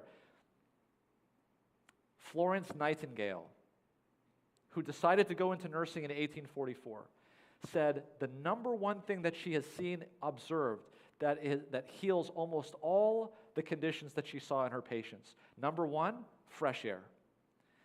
And she also said a close second to that is direct sunlight and sunshine. This is Florence Nightingale. This has proved a great blessing to me. When in very feeble health, I have occupied some of my time in my flower garden and among the small fruits doing light work, which has never failed to prove a success in recovering my health and overcoming depression of spirits. There are but a few who realize that in order to enjoy health and cheerfulness, they must have an abundance of sunlight, pure air, and physical exercise. We pity little children who are kept confined indoors when the sun is shining, gloriously without. If parents would dress their children for healthfulness instead of according to fashion, they would thoroughly clothe the limbs of their girls as they do of their boys. Do you notice what she's saying here? Sunlight is important, but it's fine to cover up because the healthful benefits of the sun penetrates through all of those clothes. Let them outdoors in the spring, summer, and fall to sport and play as free as the lambs. Do not close your blinds or have your windows draped with one or two curtains to shut out the beautiful sun that bears health and cheerfulness in its bright beams. Parents, do not close the pleasant rooms of your houses from your children and open them merely to visitors. I have been in many houses where the best rooms were kept closed by blinds and curtains, so that not a ray of sunshine could brighten, gladden, and purify the rooms from the commencement of the week to the close. This choice closed rooms deprived of the health-giving rays of the sun seemed like damp cellars. A chill seemed to penetrate me as I tarried even a short time in these beautiful rooms, held too precious from even the rays of the sun to be admitted. No room in the house should be considered furnished and adorned without the cheering, enlivening light and sunshine, which are heaven's own free gift to man. If rooms are closed even for one day, excluding these precious blessings, be they bedrooms or parlors, no one should be invited to occupy them until they have been thoroughly ventilated and the rays of the sun freely admitted. This is the only way rooms can be kept free from impurities. The air in unoccupied rooms may be cold, but this is evidence that it is pure. Okay? It would seem that the ladies have a particular dislike for the sunlight, for they remain most of the time shut in from its influence, with curtains closed to keep it from fading the carpets, while for the want of it they themselves fade and become weak and sickly, like plants which grow in the shade and are never kissed and colored and strengthened by the life-giving rays of the sun. If perchance they venture out into the open air in sunlight, they dare not go carrying a shade to keep the sun from tanning their lily-white cheeks, just as though pale and sickly-looking countenances were more beautiful and desirable than those which are ever blooming with the fresh, clear, and sparkling hues of health. Ladies, if you wish to be strong and healthy and desire to possess true beauty and not the sentimental shadow of it, seek the glorious God-given sunlight and bask in the smiles of the light and life of the world. Let it enter freely into your dwellings and occupy no room where it cannot and does not enter.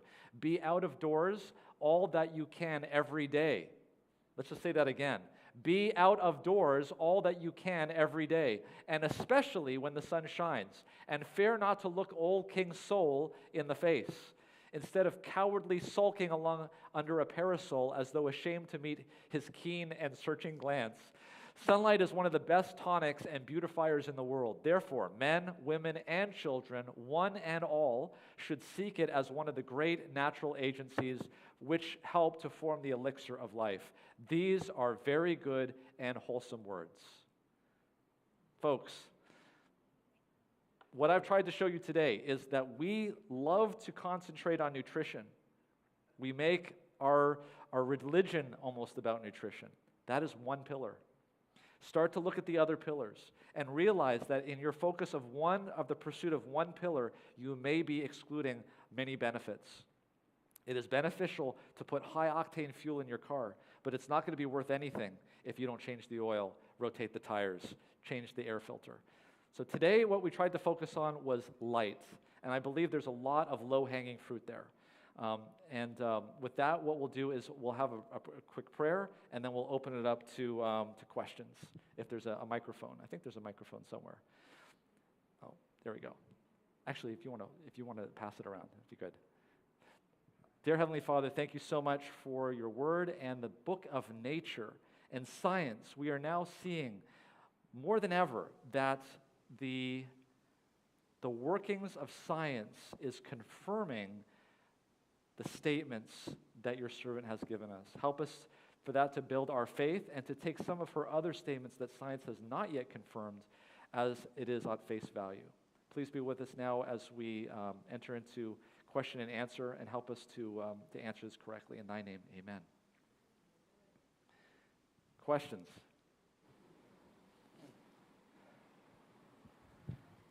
Can you repeat what to do about all the comments against getting skin cancer by being out in the sun? You know, it's over and over we hear that. Yep, we hear it a lot. So you can overdo things. You can be in an extreme environment. The devil would like nothing more for us to be running around with fire extinguishers in a flood. Right now, where I see things is I think that we as a society are not getting enough sun exposure. But that doesn't mean that there are people out there that are getting too much sun exposure. So we need to take things into moderation. From some of the data that we've shown, it seems as though that the benefits of getting out into the sunlight occur up to a certain threshold, upon which further sun exposure doesn't seem to help as much. In fact, there was a paper that was just published yesterday where they focused near-infrared light onto a film filled with mitochondria, and I did not include it in my presentation because it literally just came out last night, and it showed that how much energy came out of the mitochondria at 30 minutes, at an hour, and at 2 hours. And there was definitely diminishing marginal utility. Okay? What I mean to say is that it wasn't a linear relationship. So what I would say is this: if you know how much sun exposure you are getting, if you feel like you're not getting enough, maybe you should add at least 20 to 30 minutes a day. That seems to be all that was required in these patients that were in the hospital with COVID-19. At the same time, there is a smart way to go about going outside. Because the most damaging rays of the sun are in the ultraviolet aspect of sunlight, those rays typically come in between 10 o'clock in the morning and 2 o'clock in the afternoon. So avoiding sun exposure at those times would be most beneficial. And if you wanted to get the benefits of sunlight and near infrared without the ultraviolet, the best time to do that would be at sunrise and at sunset. And even more than that, going outside in an environment where there's a lot of greenery is going to give you even more infrared radiation. And even more than that is by covering up and making sure you have a broad-rimmed hat, for instance, and you're wearing long sleeves and maybe long pants. Near-infrared light has no problem whatsoever penetrating through those clothes and getting you the benefits. Yeah. How about people have a light eye and use the sunglasses? So Even baby? Yeah, so sunglasses, there's a lot of opinions out on sunglasses. I would say that in general, unless you have a medical condition where your doctor specifically is saying that you ought to be wearing sunglasses, I don't think there's much benefit in wearing the sunglasses because it's going to filter out some of that light, even infrared light, and it will dim in the amount of light. The same gentleman who did that study on glucose and infrared light previously published, this is Glenn Jeffries at the University College London, he published a study showing that people who are older and have difficulty with visual acuity, that all he would have to do is bring them out into the sunlight, and that within 15 or so minutes would improve visual acuity. You have to understand that the absolute most metabolically active tissue in your entire body is your retina. And if you understood what happens in your retina, you would understand why that's the case. Light coming in comes to the rods and the cones, and it excites them, and then they have to create vesicles of neurotransmitter, and that causes a signal that goes to your brain. This is happening all the time. What keeps that able to do that is a very well-functioning mitochondria that requires infrared light. So what's happening now is that we are inside, we are being exposed to light which does not have an infrared light, it's only visible. And so what we're asking those rods and cones to do is to make bricks without straw. Okay? So they're being asked to process visual information without having the infrared light to bathe the mitochondria and to nourish the mitochondria to do what it needs to do.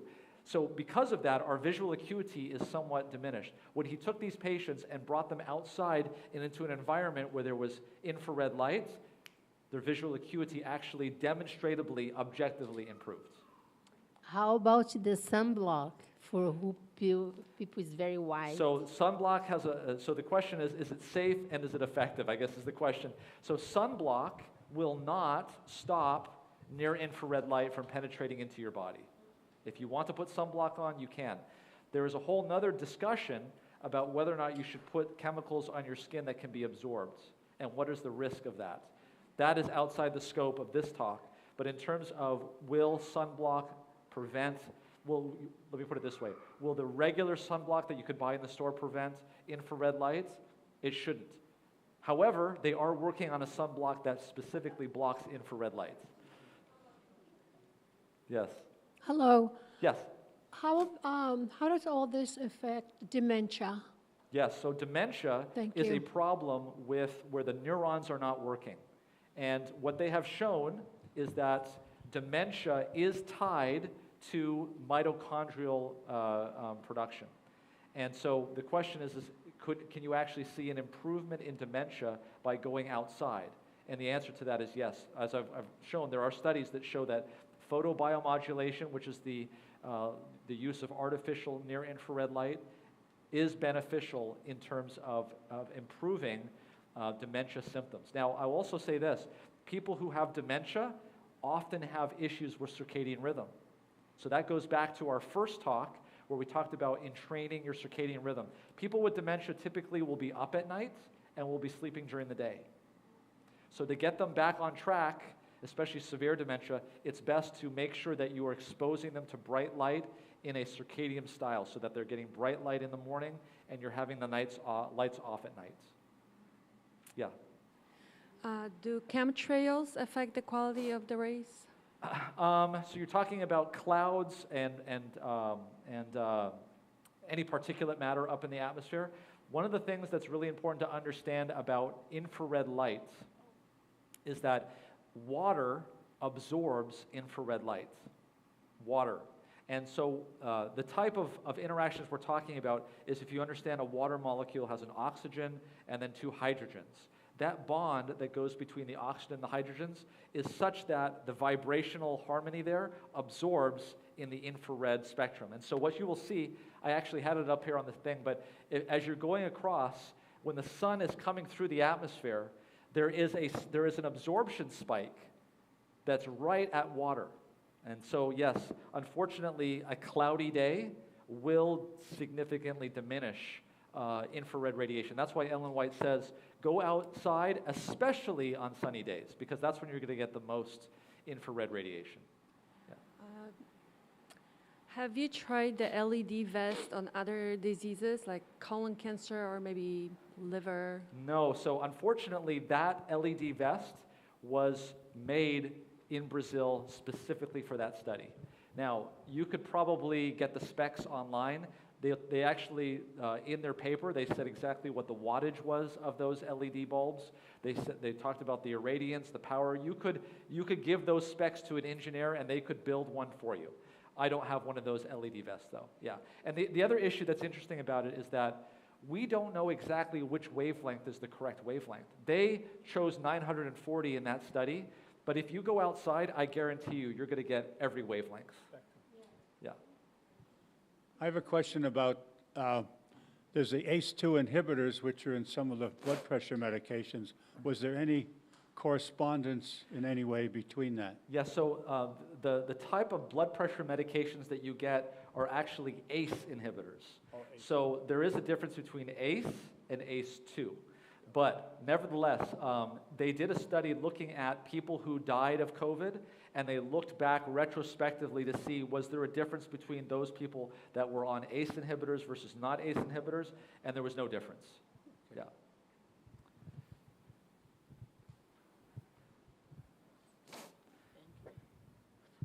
Okay, the article you just read from Sister White about light and light in the rooms and in the parlors and everywhere. In my place of abode, I use blackout curtains in all my rooms and in our parlor, and because I myself do not have that situation. But my daughter has migraines, real bad migraines. And so I put blackout curtains in her, really thick blackout curtains in her room. So in the daylight, like now or earlier, it just looks dark. It's not as dark as a cellar, but it's dark, and it's not damp. But nevertheless, and I also put it in my room because she hangs out in my room sometimes, so I'm making allowance for her. And sometimes when she comes to church, most times, if I may say so, she's just dying to get home because all these lights, the skylights and lights everywhere in the church, it just really is impinging on her health. So for that reason, I see what you read there. How can we not do that? Because for me, that's the best thing. How can we not do that? Our rooms in the daytime is dark, but that's our reality based on what's going on. Good, excellent. So remember that there's more to health than just the sunlight pillar. And so there's going to be extenuating circumstances where you might not be able to follow all of these things to the T. Realize that Sister White talked a lot about nutrition. Sometimes she gave raw eggs to people, right? She recommended that. I don't know if you actually remember reading that in the Spirit of Prophecy. But not everybody has to start off exactly at the same place. There are positions that change. There are situations that change the position of what you have to do. So these are guidelines, but realize that if you're able to improve her health with the other 7 pillars and hopefully treat the migraines, then maybe come back to the sunlight later and see if it works then. So these are not straitjackets.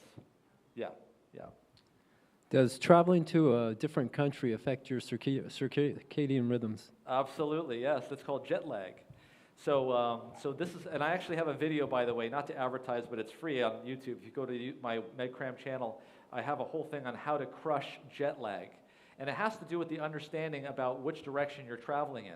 So if you are here on the West Coast and you're traveling to the East Coast, 3 hours ahead, you're going to be landing in New York, right?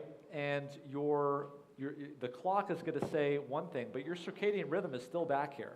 I could put you anywhere on the planet, but your circadian rhythm is still here in Southern California. So if you are in New York and your circadian rhythm is here in Southern California, what do I need to do to your circadian rhythm? Do I need to delay it or advance it? I need to advance it because that's ahead of time, right? So I would do things to your circadian rhythm here that would advance it. And what would advancing it be? I would be exposing your eyes to bright light early in the morning here in Southern California. So if that was like at 6 o'clock in the morning here in Southern California, then it would be 9 o'clock in the morning there in New York. So I would recommend to you making sure you're getting plenty of light at 9 o'clock in the morning in New York.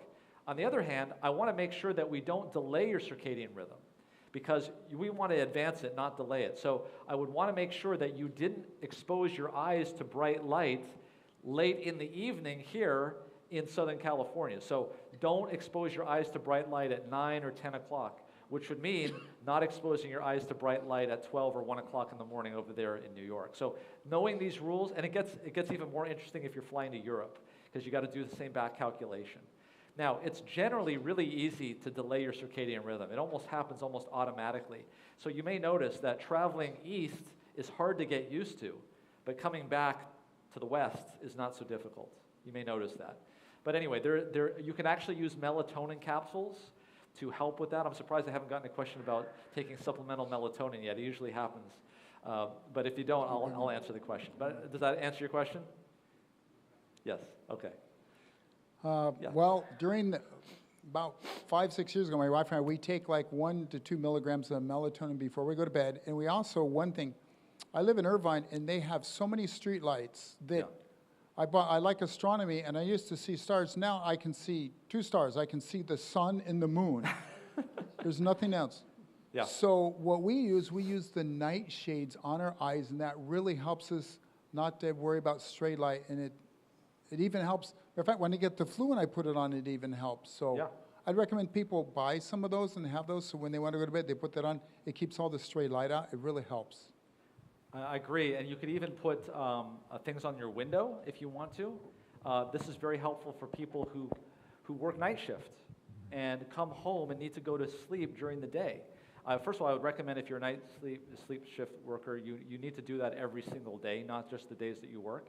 And secondly, you need to make sure that you're sleeping in darkness so that you get the benefit of melatonin. Thank you, though, for your comment. Yes. So, here. Oh, yes.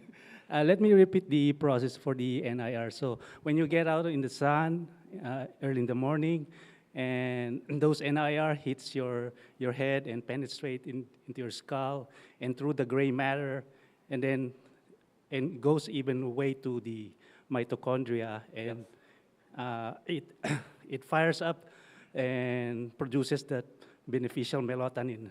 Yes, Okay. that's exactly what the scientists are proposing. Yeah, we know for a fact that melatonin is produced in the mitochondria. They know that the precursors, they've labeled them with isotopes, and they've been able to follow the synthetics. Yeah. So my question is, in my experience, so when I go out, walk for 30 minutes in the sun, and even with some greeneries, after going home, after 10 minutes to 30 minutes, I feel so drowsy. So does it suggest that I'm not getting enough NIRs? Maybe you're getting melatonin that's actually spilling out and signaling that you could be. No, it's certainly possible. I don't know exactly in terms of the circadian. There's a lot of things that make people sleepy, so it's hard to say exactly what it would be in that situation. But definitely going out into the sun, exactly as you described it, is exactly what's happening.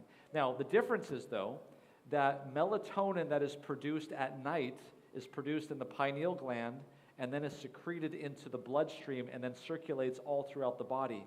That's important because melatonin, in addition to being just an antioxidant, is also a signal to the body that it's now time to go to sleep. That's why I would only recommend that if you're taking melatonin supplements, you only do it at the time that you want to go to sleep. Okay? This is opposed to melatonin that is produced in the daytime outside. That melatonin is not going into the bloodstream. That melatonin is being produced in the mitochondria itself, and it is staying there, doing the job for it there in the mitochondria. And that's the difference. So the other thing about melatonin is that higher doses is not better. In fact, as you go up in higher doses, there's a paradoxical reaction where you just become more irritated and you actually don't fall asleep. So I would not recommend taking more than about 5 milligrams of melatonin. And in fact, the lower the dose, the better, like 3 milligrams, 2 milligrams. Yeah. Yes? Early on, you were talking about the suprachiasmatic nuclei. Yes. Now, does it matter whether you get the external exposure to infrared light in the day or the night, considering that the infrared light is invisible to our eyes? You know, I'm just hypothetically, if you receive your healthy dose of infrared light before you go to bed, for example, will that interfere with your being able to sleep? Good question. What I would have to do to answer that question is I would have to look at the sensitivity of the intrinsically sensitive retinal ganglion cells. I know that they're most sensitive in the blue. I don't believe they're sensitive at all in the infrared, so I don't think it would matter in that situation. In fact, what's really interesting about that topic is the intrinsically photosensitive retinal ganglion cells are predominantly in the lower portion of our retina, not the upper portion. Now, what that means is because when light comes into our eyes, it's flipped upside down, that the portion of our visual field, which is the most effective at stimulating the intrinsically photosensitive retinal ganglion cells, is stuff in the upper portion of our visual field. Things like the sun, light in the sky. These are the sorts of things that would inhibit that. If you think about what we used to do 200 years ago, as it says there, we would gather around a campfire. Campfires are light that are low down, and certainly the opposite of a blue shift. It would be a red shift. Not only that, but because of the heat and the black body radiation coming off of a fire, you're going to get a lot of infrared radiation coming off of a fire. Have you ever sat around a campfire and it just felt really good, felt warm, felt that heat, and you were there in a community? I mean, that's how we used to experience evenings before technology. And people go to sleep after. Exactly. Yeah. Well, thank you for the last two passages by Ellen G. White. My wife's Iranian in ancestry, and we've been married over 30 years, and for maybe at least 2 decades, we've had huge arguments about keeping all the windows shut, blocking out all the light to protect all the Persian carpets and stuff. And I would go nuts saying how awful this is. It's beautiful out, and we have these heavy drapes blocking all the sunlight. And I'm going to really rub it in when I get home. And I texted her those two passages you concluded with. Yeah, I'll have to read the other passages of Ellen White where we need to be subservient. No, I'm just kidding. Well, thank you very much. Yeah. There's a question way in the back.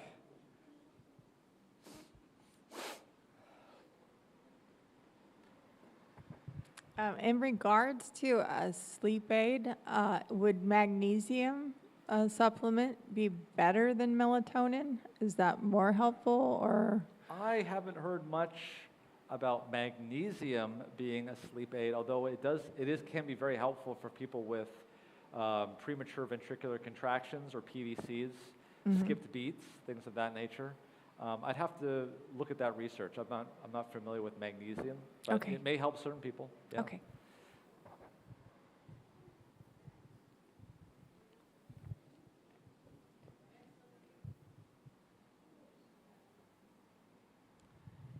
Does the blue sky before sunrise have a different value than the sunlight? You know, it might, only because it's probably in that blue range that is maximally excitatory to the intrinsically photosensitive retinal ganglion cells. The only thing, though, that makes me pause on that is that nothing is as bright as that sun coming up. So I think, again, the sun coming up and that bright sun exposure early in the morning is going to be beneficial. I guess my advice would be to wait around for sunrise. Yeah. How about melatonin, high dose used as antioxidant in cancer treatment? Yes, that is another use. In fact, in our hospital, we would give our COVID patients like 20 milligrams of melatonin. It wasn't my recommendation. It was already sort of in place. That was what the protocol was, especially at night. I don't know. I have to see the data on that. I know as a sleep aid and as a way of shifting the circadian rhythm, that might be too high of a dose, but it may have other benefits from an antioxidant standpoint. Thank you. But I would recommend doing it at night because it's a signal to the body that you're about to go to sleep. So it's okay to take a high dose of melatonin if you have cancer? And if you're trying to get a different benefit of it, I would defer to that data. I know from a sleep data standpoint, it's probably not going to be beneficial from sleeping. Okay, thank you. Yeah. My optometrist say I have a cataract starting, but she says because the sun, I have to use the sunglasses. Yes. So again, cataracts, which is basically an opacification of the lens, is a result of excessive ultraviolet radiation, which is causing the lens to become opacified. And again, if you want to avoid sort of the ultraviolet skin damaging or cataract forming aspect of that, early morning sun exposure, late evening sun exposure is going to be the best time to avoid that type of light. Okay, thank you. And if they're saying that you should avoid that by wearing sunglasses, sunglasses are very effective at blocking ultraviolet if you get the right type. Yeah. Well, I'll say a little bit. I have a house in Idaho. I plan to retire next year, and we have a greenhouse face the east, and the sun comes at 4:50 in the morning, so we're going to probably go out there with something nice and warm. And just check and make sure that the sun coming through the greenhouse, usually the glass on a greenhouse is not going to filter. But here's my thing. So it's in Idaho, and during the winter, the climate's cold. So we're looking at putting an exercise room. So I'm thinking, I'm going to be there for probably an hour and a half exercise, and so it sounds like I should put some of these special lights. So I guess my question is probably beyond what you know is, they have grow lights. So I'm going to look and see if the grow lights are in the infrared region and put some of those up there. And so while you're working out, you're also getting your infrared. So that's just what I'm thinking based on what you said. Yeah, I mean, the data that we have in terms of cognition and mood and those sorts of things are just the white lights from these they're called SAD lights. If you want to get the light that I'm talking about, they're about $20. If you're exercising on a treadmill and it's dark and you want to get the benefit of that, you just hang it right in front of your face. It's about 11 to 15 inches from your face. It's a $20 called a SAD box, SAD.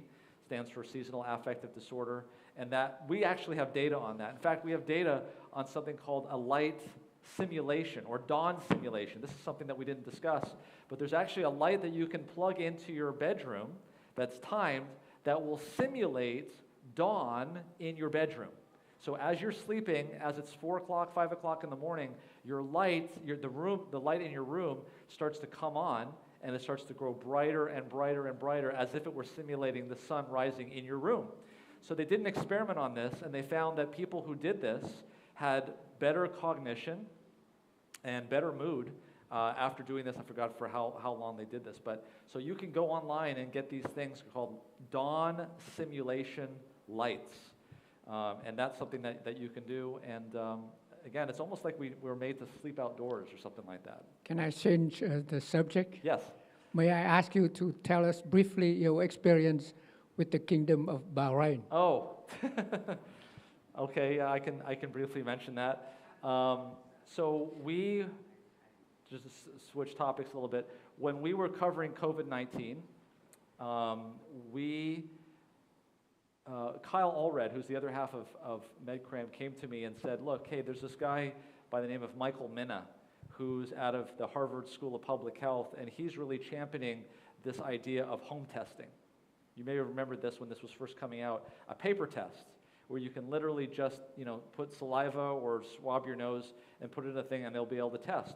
And the reason why this was important is that we felt that if we could test people, then we would know who should go to school that day, who shouldn't go to school that day. We could open up things and start to open up society and do things of that nature. So we had Michael Minna on our program, and little did we know this at the time, but the Prince of Bahrain was watching religiously our MedCram videos.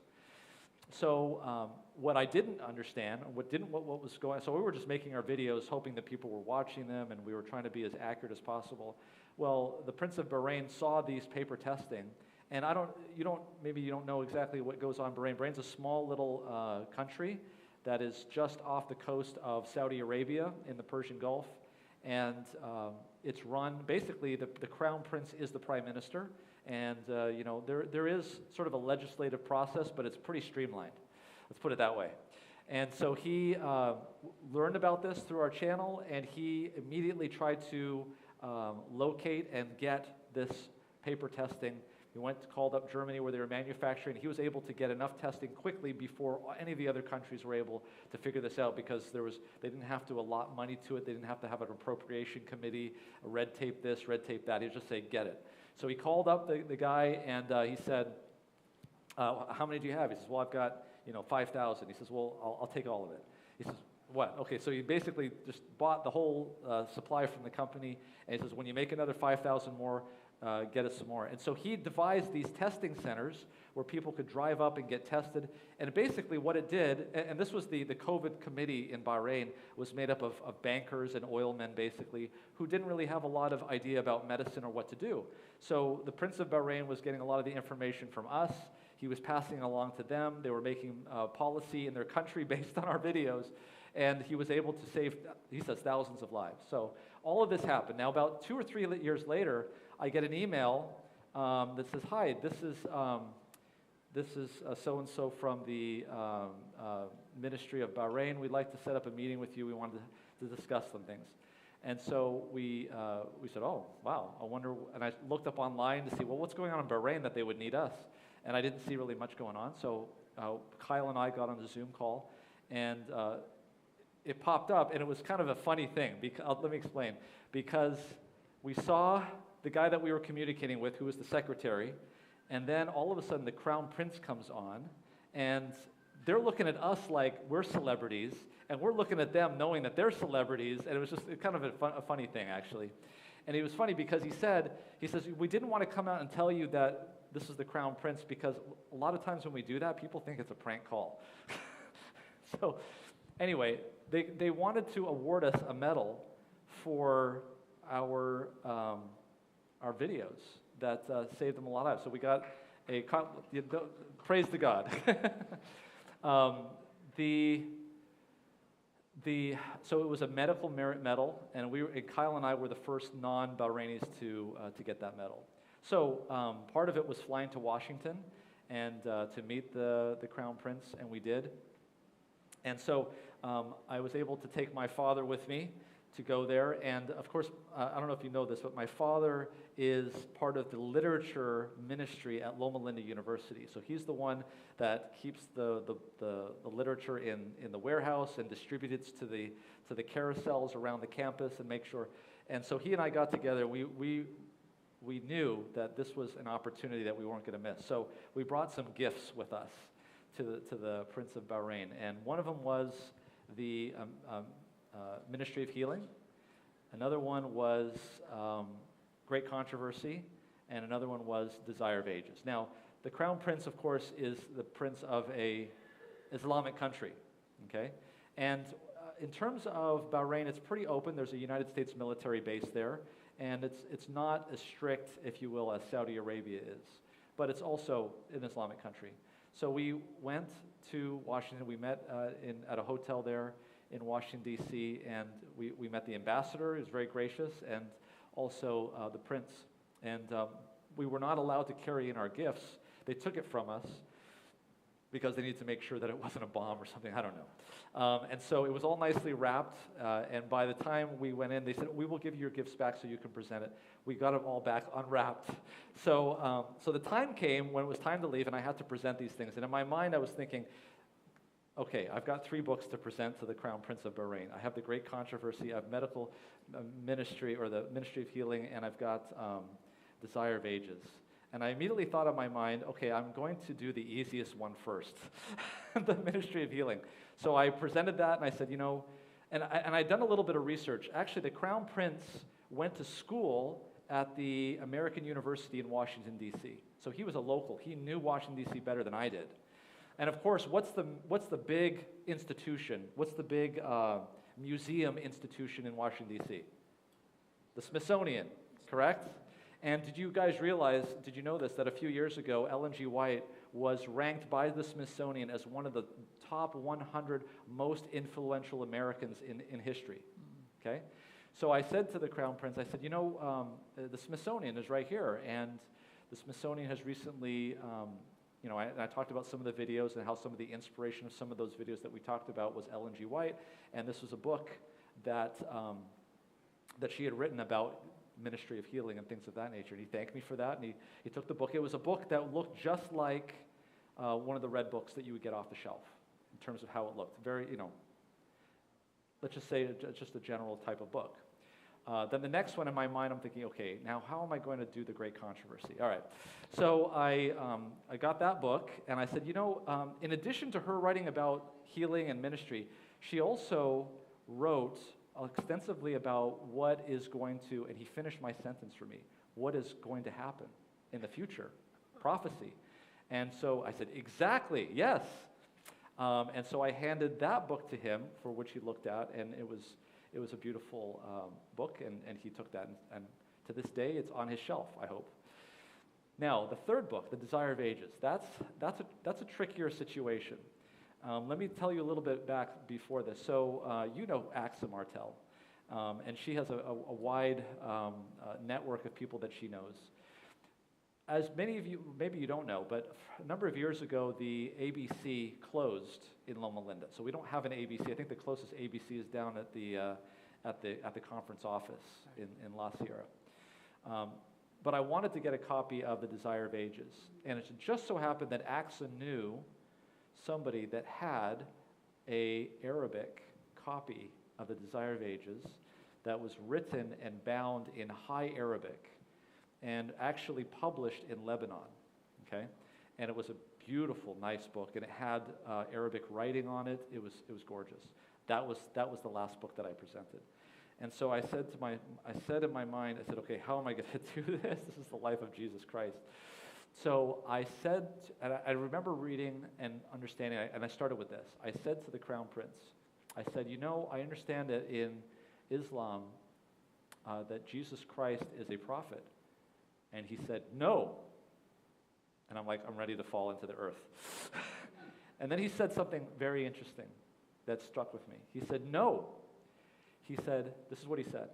He said, Jesus Christ is our Savior, and he's coming back to save us. Wow. Wow. But do you realize that that's what Islam believes? Wow. Did you know that? Yes. Islam believes that Jesus Christ is the last prophet and he is coming back. Wow. So I said, he said, Jesus Christ is our Savior and he's coming back to save us. And I said, exactly.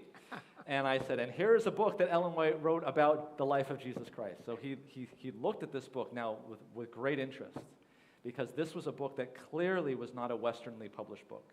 And he understood that, him growing up in Washington, D.C., that this was an Arabic book about Jesus Christ. And he looked at it, and of course, for those of you who know, the book does not open the way we open it. It opens the other direction, okay? And he says, where was this book published? And he looked, and he says, Lebanon. And I found out later that is where the highest concentration of Christians are in the Middle East, is in Lebanon. And it was at our publishing house in Lebanon that was published. So, so that we left with that, and as it turns out, I'm supposed to be going to Bahrain hopefully later this year. So we'll see what happens. Maybe the chapter has not yet been written. Question? Yes. Yes.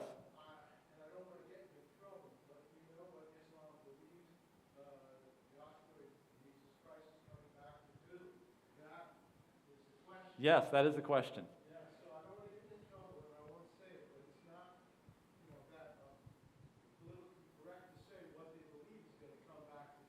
Go ahead. Yeah. Yeah. Oh yeah. Oh yeah, they'll let me in the country.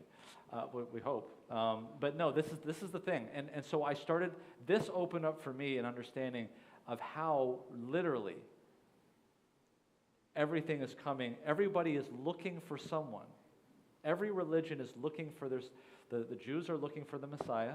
The Christians are looking for Jesus Christ the Savior, and the Muslims are looking for their Savior as well. And so you realize very quickly and how an awesome responsibility that we have in the last days, because Satan can very easily be the full culmination, the fruition of all of those desires, and how hard it will be at the end. So we have a lot of work to do. Thank you, Dr. Shaw. Yeah. Give him a round of applause, please. Thank you very much. This is a token of our appreciation to you. Thank you very much. You can put it in your office.